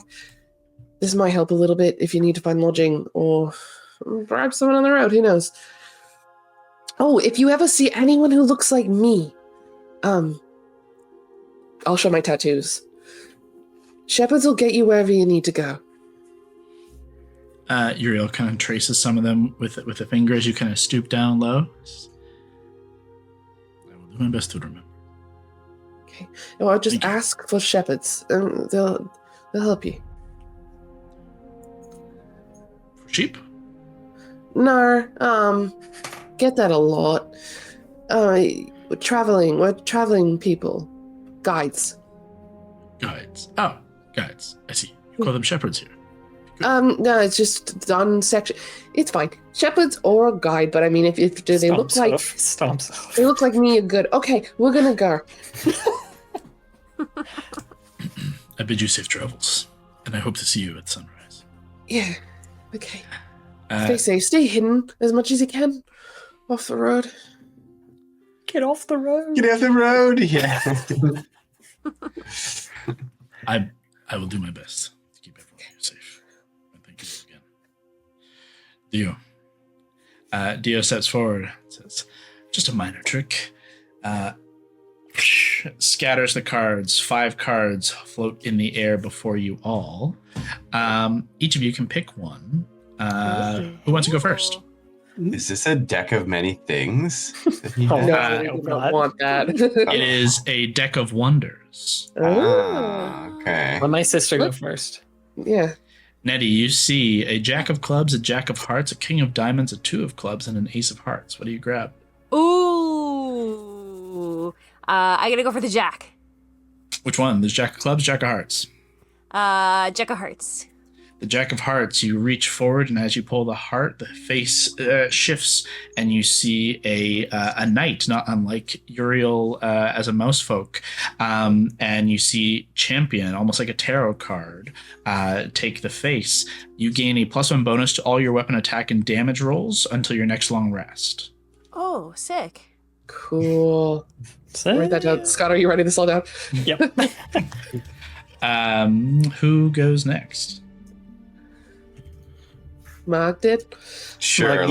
Let's do it. Dio kind of gestures in your direction. The cards hover and float in front of you. Jack of clubs, king of diamonds, 2 of clubs, or ace of hearts. Ooh. Let's go Ace of Hearts. The ace of hearts shifts to the card of destiny. This card protects you against an untimely demise. The first time after drawing this card that you would drop to 0 hit points, you instead drop to 1 hit point. You are under death ward. Oh, Death Ward's such a Nice. good So spell. good. Cool. There's still the jack of clubs, king of diamonds, and 2 of clubs. For DeCrane and Andy, we will leave the horse to get the third. The final card is he is a horse. Kev, what do you want? So, can you say the cards again? Jack of clubs, king of diamonds, 2 of clubs. I'm going with 2 of clubs. The 2 of clubs is the mischief card. Very fitting for our mischievous Kevin Karanja. The card of mischief turns to be kind of a roguish figure, blue-skinned, hood up. With it, you receive an uncommon, wondrous item. From the card transition to it just puffs, and you are holding a wand. It is kind of a silver handle topped with a like a long, fluffy white feather. It's you kind of just waving it around. You have the feather wand. Ah, that's tight. Cool. It's a sex thing. I was going to say, yeah, it sounds like a toy. I'm assuming it's Featherfall? It is homebrew and does cool things. Never mind. Sick. But Uh, I'm going to look at it and be like, this magical stuff is of no use to me. No, magic is good. I save you with magic all the goddamn time. Maybe this will help you. If anyone wants to trade practical, I will accept. Don't think it works that way. I am happy to take it back, my friend. The feather wand is quite useful. Maybe I can sell it at the next market. So To each their grateful. own, to each Do we know what it does? What does it do? You'll find out. Cool things. Someone's got to identify or inspect it who is not Kevin, who doesn't care about it. Oh, got it. Andy, you have the jack of clubs or the king of diamonds left. Let's do the King of Diamonds. King of diamonds gives you a +1 bonus to all saving throws until your next long rest. Tight. As you get the day card, it turns to a bright, shining sun, and yeah, gives you a big. Oh, that should have gone to +1 bonus. Scott. It would have been fitting. The final card drifts towards the horse's face and just kind of lands on your nose. You get the card of beginnings. Your hit point maximum and current hit points increase by 2d10. Feel free to roll. Wow. That's great. Now, is this the horse's hit points? Technically, the horse's hit points are also his hit points. I know, that's a new thing. So your hit points increase by 2d10 and until your next long rest. Come on, Snake Eyes. 7 and 6. So Nice. Nice. 13. So max HP, and you heal up that 13 to your max HP. A amazing. Christmas cracker with sweet prizes inside. Yeah. Christmas miracle. Okay. With the boons of the Deck of Wonders, Dio bids you adieu. The party as a whole kind of sits and huddles around one another, trying to keep themselves warm and hidden, and you all collectively take off back down the road, finishing the short rest for the three of you who are short resting about like halfway back to where you were, like nearing back to where you were. So I will ask for a perception check from Andy and from Augustus. Kyle, do you want guys to burn another wild shape here? You would be coming up to the end of this before you get. Well, you would make it back to where you were before this is burned, but you'd be coming up to the end. Okay, let me just know and I'll burn a spell slot. But perception. 21. Do horses have? Do you want me to roll this with? It's your perception. No, just No dark vision. Okay. Because horses do not have dark vision. 19. Okay. Both of you, you do see, as you're kind of about to get back to the point where the bridge is coming, like you recognize the curve in the road is coming up. You can see there are maybe, half dozen points of light faintly within the fog, within the 21, within like 200 feet, like you're seeing it through the fog. You're able to slow yourselves up if you want to try and Definitely, I stopped. hold. It seems the investigation of the area you've left is underway. Is this a good time to deploy the covert operations team and let this cart travel on its lonesome here? Now, do The we horse want looks nervous. to risk sending someone like clinging to the bottom, or are we very nervous about? They're going to obviously look this thing through thoroughly. We don't want them to potentially find something. Are we just sending the horse in? Are we not doing the double horse plan and pulling one of the horses and trying to like draw attention to this thing with only one horse, which is still here? I think you got to decide. We got to decide. Do we want to fight these people out here, or do we want to get inside? I think we want to get I think inside. Let's get inside. Yeah. Yeah. I think having you on the inside is a good play. Like, one horse looks super suspicious. 2 horses looks like the cart is still intact. Let's just get the cart back to the stable or wherever it came from, and then go look at where our cargo went. Which Then I say you guys hop off, and I just horse around. Okay, are we going left or right? Well, left it like at Sanctuary, you mean? Yeah, like which side entrance are we going? Because we're going to start fucking going around. Is the plan, right? Just for context to that, obviously the shorter path would be to go left. It's more direct route through the swamp to kind of come around to the I guess east entrance. To go looping around to the west is like an extra potential hour in swamp travel. when in doubt, go left. Yeah, okay. And what are we doing with the bodies? Are we dipping them? Dumping them Chuck them here? out here. Chuck them out Yeah, here. I think we Okay. stash them in the bog, get them out of sight. I will Weight ask them for down with the rocks. a survival check to hide the bodies. Who's the best at that? Maybe Nettie? I have Nettie's a your plus. survival. I have a +5. I'm +6, Ooh, nice. so I can do it if you guys want. Well, I mean, the two There's of you two guys bodies. So. Can, yeah. Okay. Yeah, all right, Two different sizes, one for each of you. perfect. Yeah. Bonding experience. Let's So hide you go ahead bodies. and roll. Survival, Oh my hide the body. God. Now, admittedly, if they're not damn. hidden great, that's not a huge problem Yeah. because, like, they're going to come out further and investigate, presumably. I got an 8. My rolls then have been absolute garbage. I got 17. Nice. The arm, Okay. the arm just comes off while I'm pulling it, and I'm like, oh no. It's that kind of day for you. I Yeah. just kind of like pull mine, and I'm just like, Oh no, it fell. And run back. Just like rolls this. down a hill. Oh Yeah. no! Oh, that shit. Okay. You guys take care and hide the two bodies. It is decidedly night at this point. Like we're getting into 10, edging 10:30, as you guys are cresting into this leg of tonight's adventure. I will need a stealth check now from the four of you who are not horses, as you make your way into the bog. Unless you have some way of obscuring your travel or trek or doing anything, you have abilities to kind of hide your path, it will be at disadvantage through this section as it is pretty boggy. Question, do you sir. have spell slots left? I have this. I don't. Do I have one? Oh, I do. Yes, I do. It's up to you. If you could to use it now or not use it now? Ty, what do you got? I have my amulet of proof against detection and location. Is that something that I can be making note of? That is more about For protecting magic, from like right?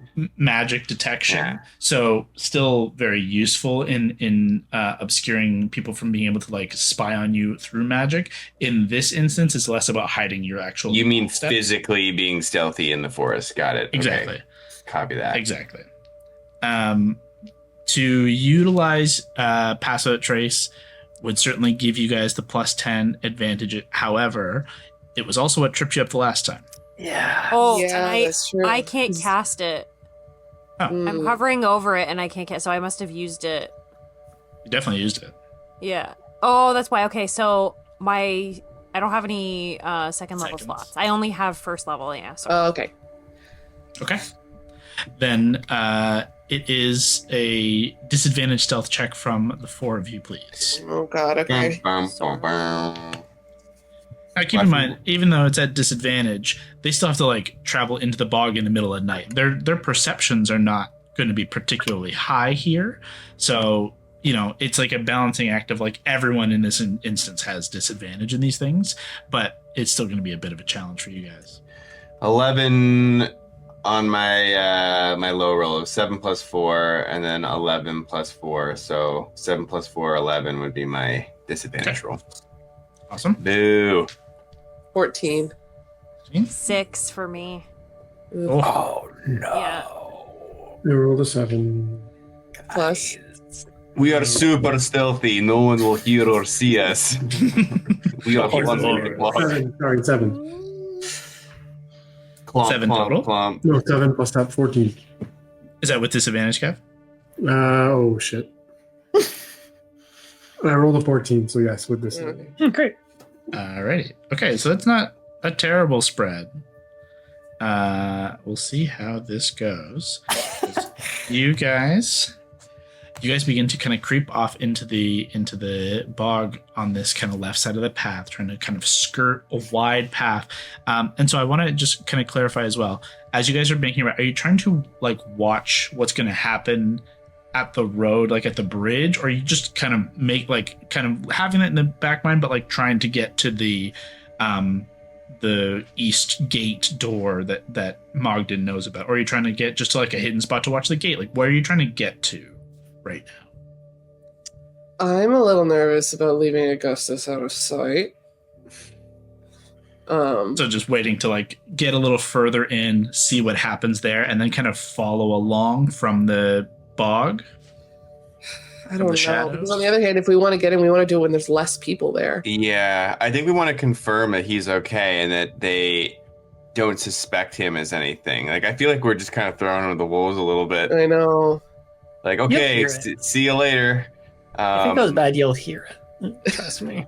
But if we get to a position where we're close enough to the gate and therefore close enough to the side entrance that maybe we can post up in a place where we can keep an eye on the main entrance, and then when that's good to go, we can kind of sneak up to the side. Is that possible? I'm picturing like if we're posted up on a corner or something.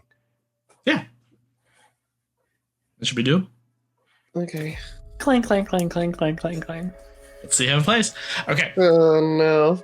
You guys take into the darkness. You're kind of doing your stealth. Everyone starts going. You hear you hear Augustus begin to kind of make the cart is rolling away. You can hear it kind of clanking along on the uneven path. Augustus, you take the turn following the road. A cat runs across the path. You hit it with the cart. Animals are all evil. And through the fog, you begin to see a bunch of people. You can see that there are a handful of what look like who you'd see in like medical tents, almost like medics, like in like a war, like in a combat scenario. They're all in uniform, sort of. You can see they've got like the cross of like an attendant, a nurse, something to that effect, a medic, that are holding torches and kind of looking around. There are also a couple of kind of standard guard looking figures. They're not wearing City Watch colors or Karden or Candorne company. They just are wearing kind of standard kind of armor, very, very low key armor. However, you do note there are two automatons, different than the one you saw before. These ones are a little beefier, a little larger. They're a little heavier footed, notably not making too much of a trek off the road. Notably, you see one like large like depression where it seems they stepped and then had to like lift themselves free of, and did not make good trek out of into the bog. And kind of standing with them, holding a torch and actually, sorry, not a torch, but a lantern. That you can see a hooded lantern that is kind of like a spotlight seeking out through into the woods. You see another Inquisitor. You see a similarly dressed, red, cloaked figure, another man.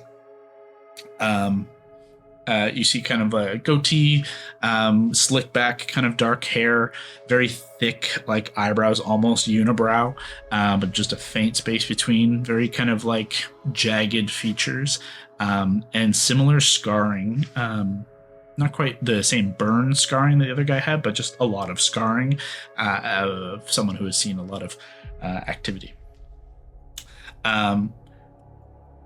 This is the figure who kind of holds the lantern high and directly shines in your direction as you begin to make your way. You see he goes, whoa, whoa, whoa, whoa, whoa, whoa.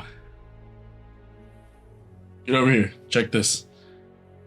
And you watch some of these attendants and guards. This Inquisitor kind of holds his hand up as you slow. Mm-hmm. Just like lazily come to a stop, whinny a bit. Holds the lantern high. It passes over you, the other horse, clambers up onto the driver's box. Jump inside. They go around back. You hear, did you guys relock the back, or is it open? I think we left it open. I think we said, right? Yeah. And You want it to look like everyone's like escaped and everything's just gone. Yeah, there's nothing in. You've cleared it out. There's no kind of evidence. There's nothing left. You hear just kind of conversation. There's nothing inside. It's not broken. It's like, there's no sign of the Inquisitor. No sign of the Witch Hunter. The chains aren't broken. The locks are open. Like there's nobody. Everybody's kind of confused as to what happened. The Inquisitor drops down from the top. This is like 5 minutes of this. Are you guys in the darkness? Holding and watching still? We're looking to go. I think we're still watching to see that Augustus is okay, right? Like I think we kind of want to know that he's safely being led into the facility before we leave him from line of sight. Would we agree on that? I think we want to see if he's accepted as a horse. Yeah. You can see that, yes, they do in fact just think he's a horse. And then they start being like, yes, let's move the horse forward. Then we'll kind of take that as our... Agreed. So we don't need to hear anything. We just need to see, like, are they going to be like, yeah, go ahead. Okay. this is like 5 minutes of this kind of like interaction investigation. You see that they kind of they toss the thing. The Inquisitor gets inside, and like gets underneath and is looking in all the places you guys were talking about, like hiding people and things, and like does a once over of the whole place, and sees that there's nothing here. And you hear him give the order: "Go back the road, all the way to Salvation. Check every corner. No one rests until we find them. Go now. I'll return this. The deacon must know." He climbs up, and with the reins, whoosh, you are whipped into action. Just start moving forward a bit. You guys watch the Inquisitor atop the carriage pulled by Augustus begins to make its way across. Augustus, give me a dexterity check. Straight dexterity, you got it. Yeah, that was 5. You step in a hole in the bridge and break your leg. Definitely step in the hole in the bridge. Perfect. You take 13 points of damage. I feel so dumb about it. You guys all are like, "Oh, it's gonna work," and then just watch it collapse into the thing. Lift my little horse hoof out of there. Pull your. You see one of the automatons gets under and like heaves you up out like with relative ease, and like sets you back down, and you just hear the Inquisitor just like spewing expletives, "Stupid horse." And I look at the other horse. He seems nonplussed about it. But with the aid of the 2 automata, the cart is moved forward, and you begin to continue down the road on route to Sanctuary with the Inquisitor at the helm. The 2 automata also stay with the rest of the crew who is investigating, notably.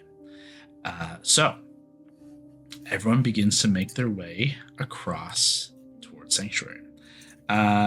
Mogden, I will ask for a survival check from you to see if you know how to get to Sanctuary under the cover of night through the bog. Oh boy. Well, I'd like to think I do, but based on my rolls from tonight, I'm not so certain. Oh God, is that really a 1? It's not. I think it is. No, it said on the thing you rolled a 19. It said you rolled a 19. It did? Yeah. It Are said you really? 14 plus 5, 19. Yeah. Yeah. Oh yeah. Survival 14 plus 5. Maybe mine is janky because when I'm rolling, it's not showing up on my screen right now. I'm going to refresh this. I will gladly take the 19 that you all witnessed on your screens and not Is the there? 1 that I saw on my screen. Yeah, it's in our log. The last roll was stealth checks, and then dex check from Augustus 5, survival check from Ogden 19. So the numbers I've been giving you might be completely wrong then, because No, they've been good. They've been good. All right, Yeah, we can see the rest. All the other failures are there. great. Feeling great about this. All right, 19. Let's do it. Excellent. With your extensive kind of time put into kind of scouting the outskirts here, you do know the route to basically that would be the perfect split between hitting the corner of like being in the bog. There is an expanse where like the woods and bog have been clear cut before the edge of the kind of forest, where kind of the sanctuary is built up ever so slightly, kind of up and out of the mud. Carrington Hall sits ever so slightly higher, so it's up on a little bit of a hill, and there is this kind of almost moat-like expanse between bog and edge of wall. But it would be a perfect spot for you guys to kind of hole up to see down the eastern wall to the gate. To the doorway you guys looked into, and to the gatehouse that Augustus is going to make his way to. With a 19, you will do it unimpeded, so you'll meet at the same time that he's going to get there at the gatehouse. So you're all able to kind of basically converge as you guys are hiding in the in the bog, and Augustus being driven basically to the gatehouse is at the same time. I will ask, however, for another stealth check from all of you, as you are now within eye line of the slightly more ramped up security in light of what could have been an attack. It's almost very bad, but then it was a 14.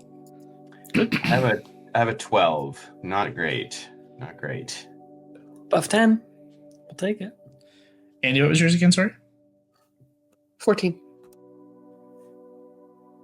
First Allie roll, was 18. confident in hers. I don't know if this is good laughter or like. That was good, Kev. So 16 and 7.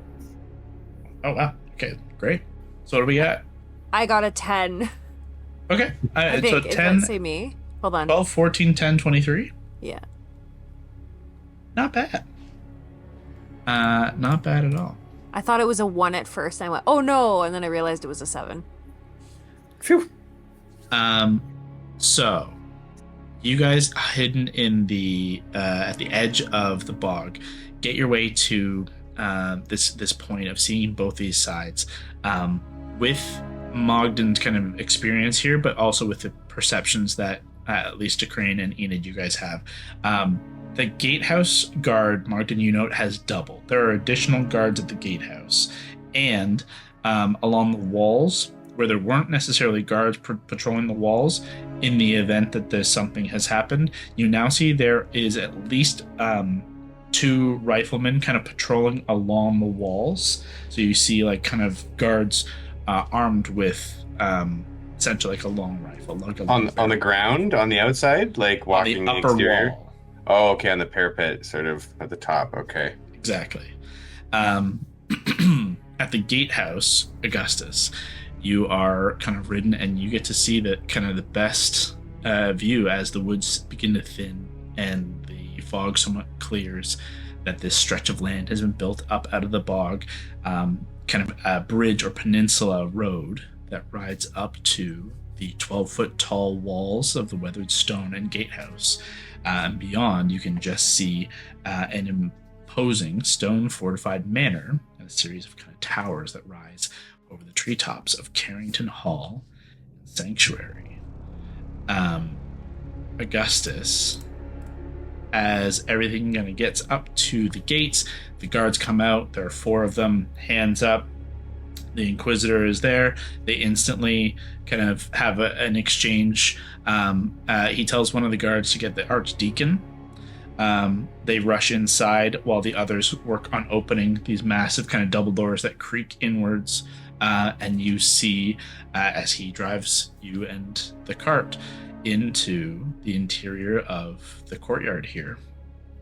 The interior courtyard is mucky and wet, uneven cobblestone in this kind of flood-prone wetland is very difficult to take care of.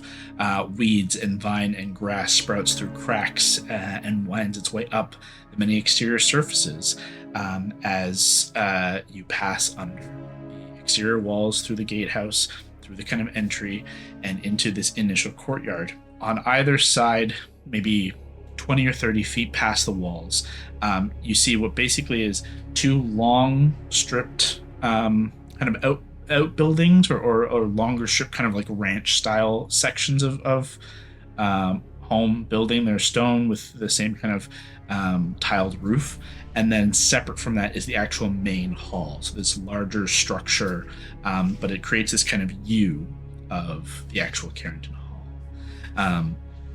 The air obviously is still very thick and putrid with the smell of the fog around, but you see you are kind of driven past the right side and curving up around right into the front of the main Carrington Hall house, and the Inquisitor disembarks as a minute passes and you see the door open. He makes his way up, and you can see a tall, thin man standing at the kind of doorway as he rushes up to kind of speak with him.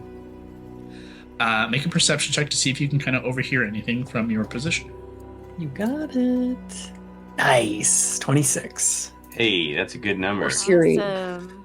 All right. Horse hearing is So yeah, you see this taller, thin, older man, wrinkled, but like 6 foot, like 4, like very tall and lithe, a gray mustache and goatee like a Van Dyke, and like kind of curled hair that is like coiffed up, and like tall, angular eyebrows.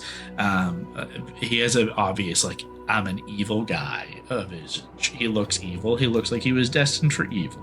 horse says that. Like a children's cartoon character version Very of evil. much. Yeah. Like not quite Count Olaf levels, so very obvious. Flash or whatever. Not quite Snidely, but like let's pull it back like three steps and we're there. Perfect. He's got a very like fancy kind of like waistcoat, ascot under like over top of a white crisp collared shirt, and you can see. You can't quite make it out from this distance, even with a high perception. Religious symbols on pendants around the neck, and he's holding kind of a book that looks very much like a kind of priest or deacon would. They speak, and you overhear a little bit of the Inquisitor speaking to him and saying, the carriage came riding back to us without the Inquisitor or the Hunter atop it. Prisoners escaped. The rest of the attendants and the detention guards are still continuing the search. I figured I would bring this back here and see if any of yours or the matron's attendants could look it over and see if there was anything done to it that would give us any clues. But I'll go back out and see if I can track anything down. The other figure kind of nods. We cannot let them get away. They are much needed right now. If they get back to the city, it would be bad. It would look bad upon any of you who were involved. Can you say that last line one more time? It would look bad on Any of you who were involved, certainly. Pointedly at the operative here. Certainly, excusing himself and any of the other attendants here from fall them, but certainly the Blackwatch figures would be punished. The Inquisitor nods, says, "Is the matron in? May I speak with her before I return?" And you overhear the Archdeacon say, She's in. She's taken with some of our newest patients. Perhaps on your return with good news, you may have an audience." He doffs his head, calls over 2 guards from kind of patrol, take them to the stables,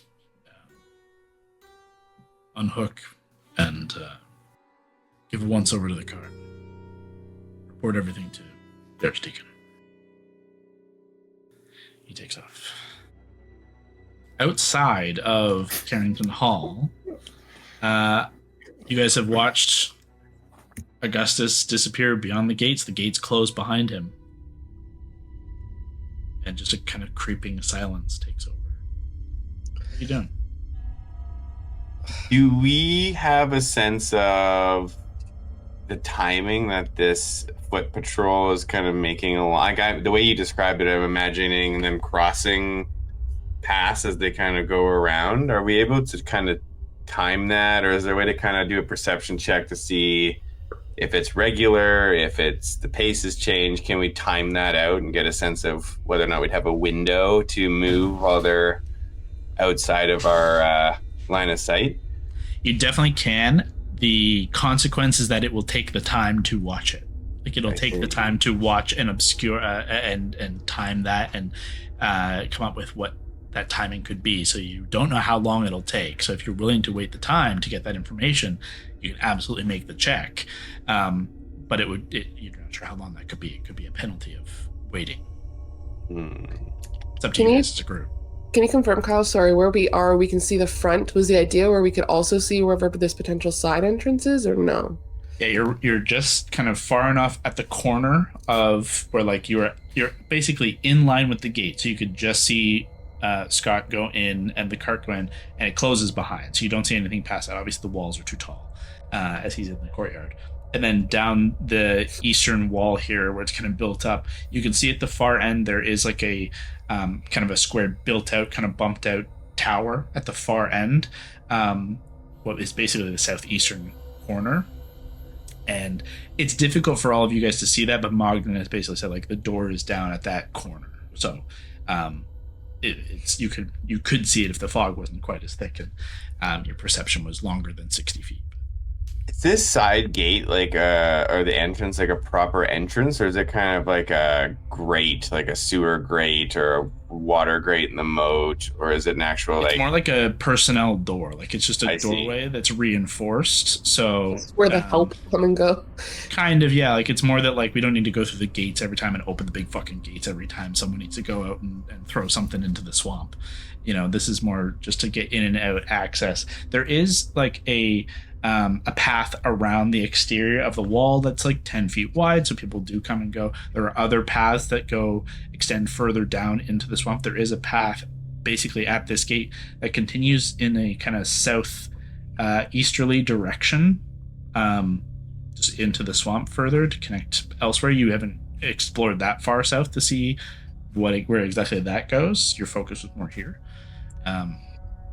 Is there a culvert of some kind in this moat? Like, has he seen anything like that in his previous reconnaissance, or? Nothing in the moat, but you could make a more concentrated investigation on that now, if you wanted. I would love to, if that is okie dokie with you. Sure. That's just a straight investigation roll? Yes. Okay. Guess what it is, guys? 20! Almost. On the other side. That's a flat 1, everybody listening at home. So forget I even brought it up. Well, I'm not gonna, because here's the consequence of a 1. Oh God. To do a proper investigation means you do have to leave the comfort of this position.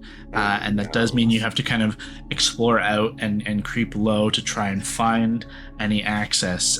Collectively as a group, you're free to continue along. I think it would make sense for you all to keep up as a group. Spaced, but not right on top of each other. Mogden, as you are going along to try and find this culvert, any other kind of access points, any of this other information, we're in a bog, and your footing slips beneath you, and you slip down into kind of the gully between. It's not a full moat where it's like full of water and stuff, but it's swampy and mucky, and you slip into open view. I'm going to ask for another stealth check from you at disadvantage. Oh boy, sorry everybody. Mogden's just not being of much help tonight. No, And this a is the way. perception check from the three of you who are not doing that. That was the wrong dice. That was a survival check. My apologies. Oh, you're good. Stealth is 13 and a 24. So 13. Where was that when I needed it? 13 would be It's not bad. unlucky number 13. It's an improvement on your 12 from before, so it's It is. We're slowly creeping up there. what were the perception checks? 23 for me. Well, the 5 sees nothing. The 23 is very good. Crane, did you make a perception there? Oh, yes. Straight roll. 14 and 6, 20. Nice. Oh, nice. 30-20. Okay. So, Enid and DeCrane, you guys are kind of creeping along. You see Mogden slip out, and instinctively you guys go up to see who sees this. Obviously, you've already seen that there's like patrol along the top. Andy, you're more concerned about Mogden. You look down at him. He's just scrambling in the mud. Up top, the rifleman is panning and looking out and walking along the wall. I'm going to roll to see what he sees. However, were both of you above 20? Both perceptions for you guys, both above 20? Yeah, dirty 20, and I think Nettie were like 23 or something. 23, yeah. So rifleman is one thing. What you do notice there are kind of stone elements all around this. It's a massive stone wall. There were kind of gargoyle statues at the corner of each of the corners. You notice one of the heads of one of these gargoyles who you thought was statue shift in the direction of Mogden in the instant that he falls. The rifleman... Sorry, I need to see what do I add to that. That's good. Currently, it does not beat a 13. Oh, wow. Until we check the stats. They're just guards. Like, they're not doing anything super special. These are not the Blackwatch figures. Did you hear something? I don't know. Something splashing in the boat. Exactly. Always splashing. They do not.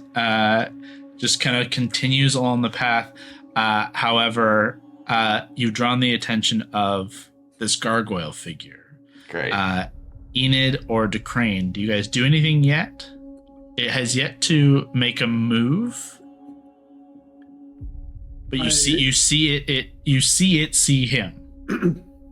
So you have the jump, is what I'm saying. If you do anything, or you can sit. Your call. Could I be like loaded and ready? You can take in, like, you could draw and be ready to fire and hold your action to attack. Gun, Kevin. You have a bow and arrow. How far is Mogden from us? 10 feet. 10 feet? Mogden's close. Would people would hear us if we shouted, right? Obviously, or just like whisper shouted? Okay. Do we have those rings? Does he have one? He doesn't. He does. What about my amulet? Will the magic, assuming this gargoyle is some kind of magic being, will there be any benefit to having that amulet on right now? Not in the instance where you just felt just like you're just splashing around in the mud. Yeah, I'm a bear. Arr. Okay. The only other thing I can think of doing is but same thing again. I wouldn't shout it out, but could I quickly summon Tootsuite to just be tap him to get down. Tootsuite to tap Mogden? I don't know if the problem here is him hiding. It seems like he's been seen. Yeah. By the little gargoyle thing. It's more that you guys have seen that the gargoyle one is an active creature and not just a decoration, a statue. And you have the chance to intervene in some way. If your intervention is to try and help Mogden, that's applicable. Or if it's to interact with the gargoyle or the guard who is basically there are two figures on the wall here who have now seen Mogden. One has seen Mogden, the other has. You can summon Tootsuite though, and get him towards Mogden to see if he can help. I feel like Mogden would look up and be like oh shit, but hold your position kind of thing. Don't do anything yet. And I don't know, can he kind of slink down into the muck and just kind of see what happens?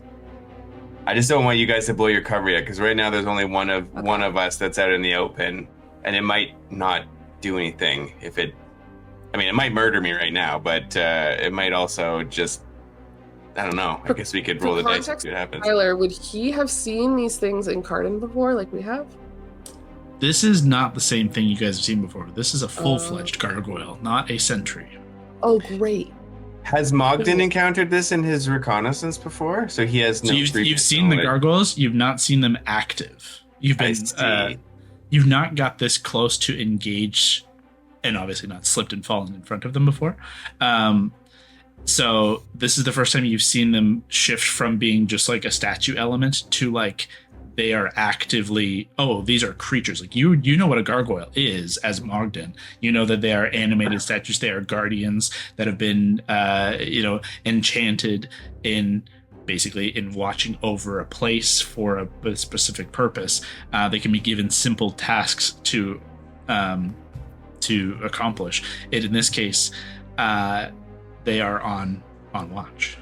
I feel like this is like a moment from something like A Quiet Place, or he steps on a twig and everyone, just kind of like freezes, and he just like looks and is kind of like let's maybe it'll be okay. But I feel like in the character of Mogden would be like, don't put yourself at risk right now.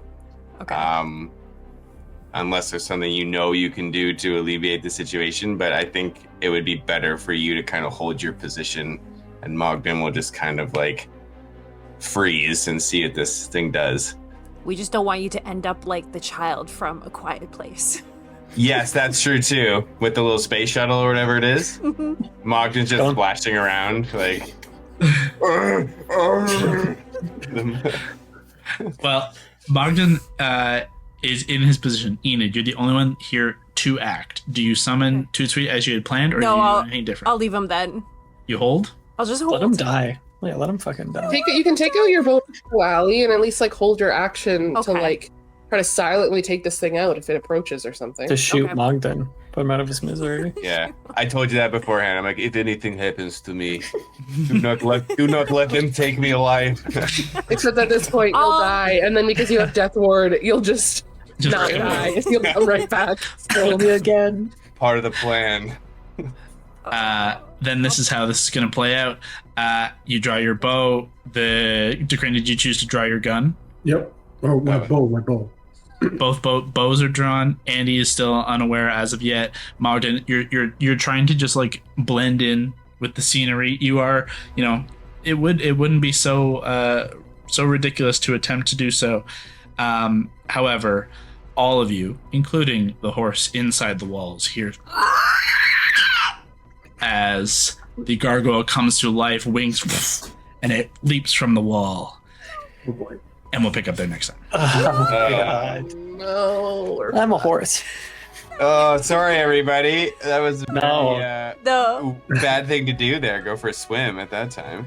No apologies. This is how it always goes. This is fun. how This it always D&D. goes. Oh, I love it. Game. Poor Mogden, every time he has a plan to like slink around, he just ends up like face down in the mud with someone about to beat the shit out of him. This is becoming a thing. Yeah. You called Mudclaw? Was that your cool I name? feel like he was supposed to be this like stoic warrior, but he's just turning out to be the lovable goon that always ends up in trouble.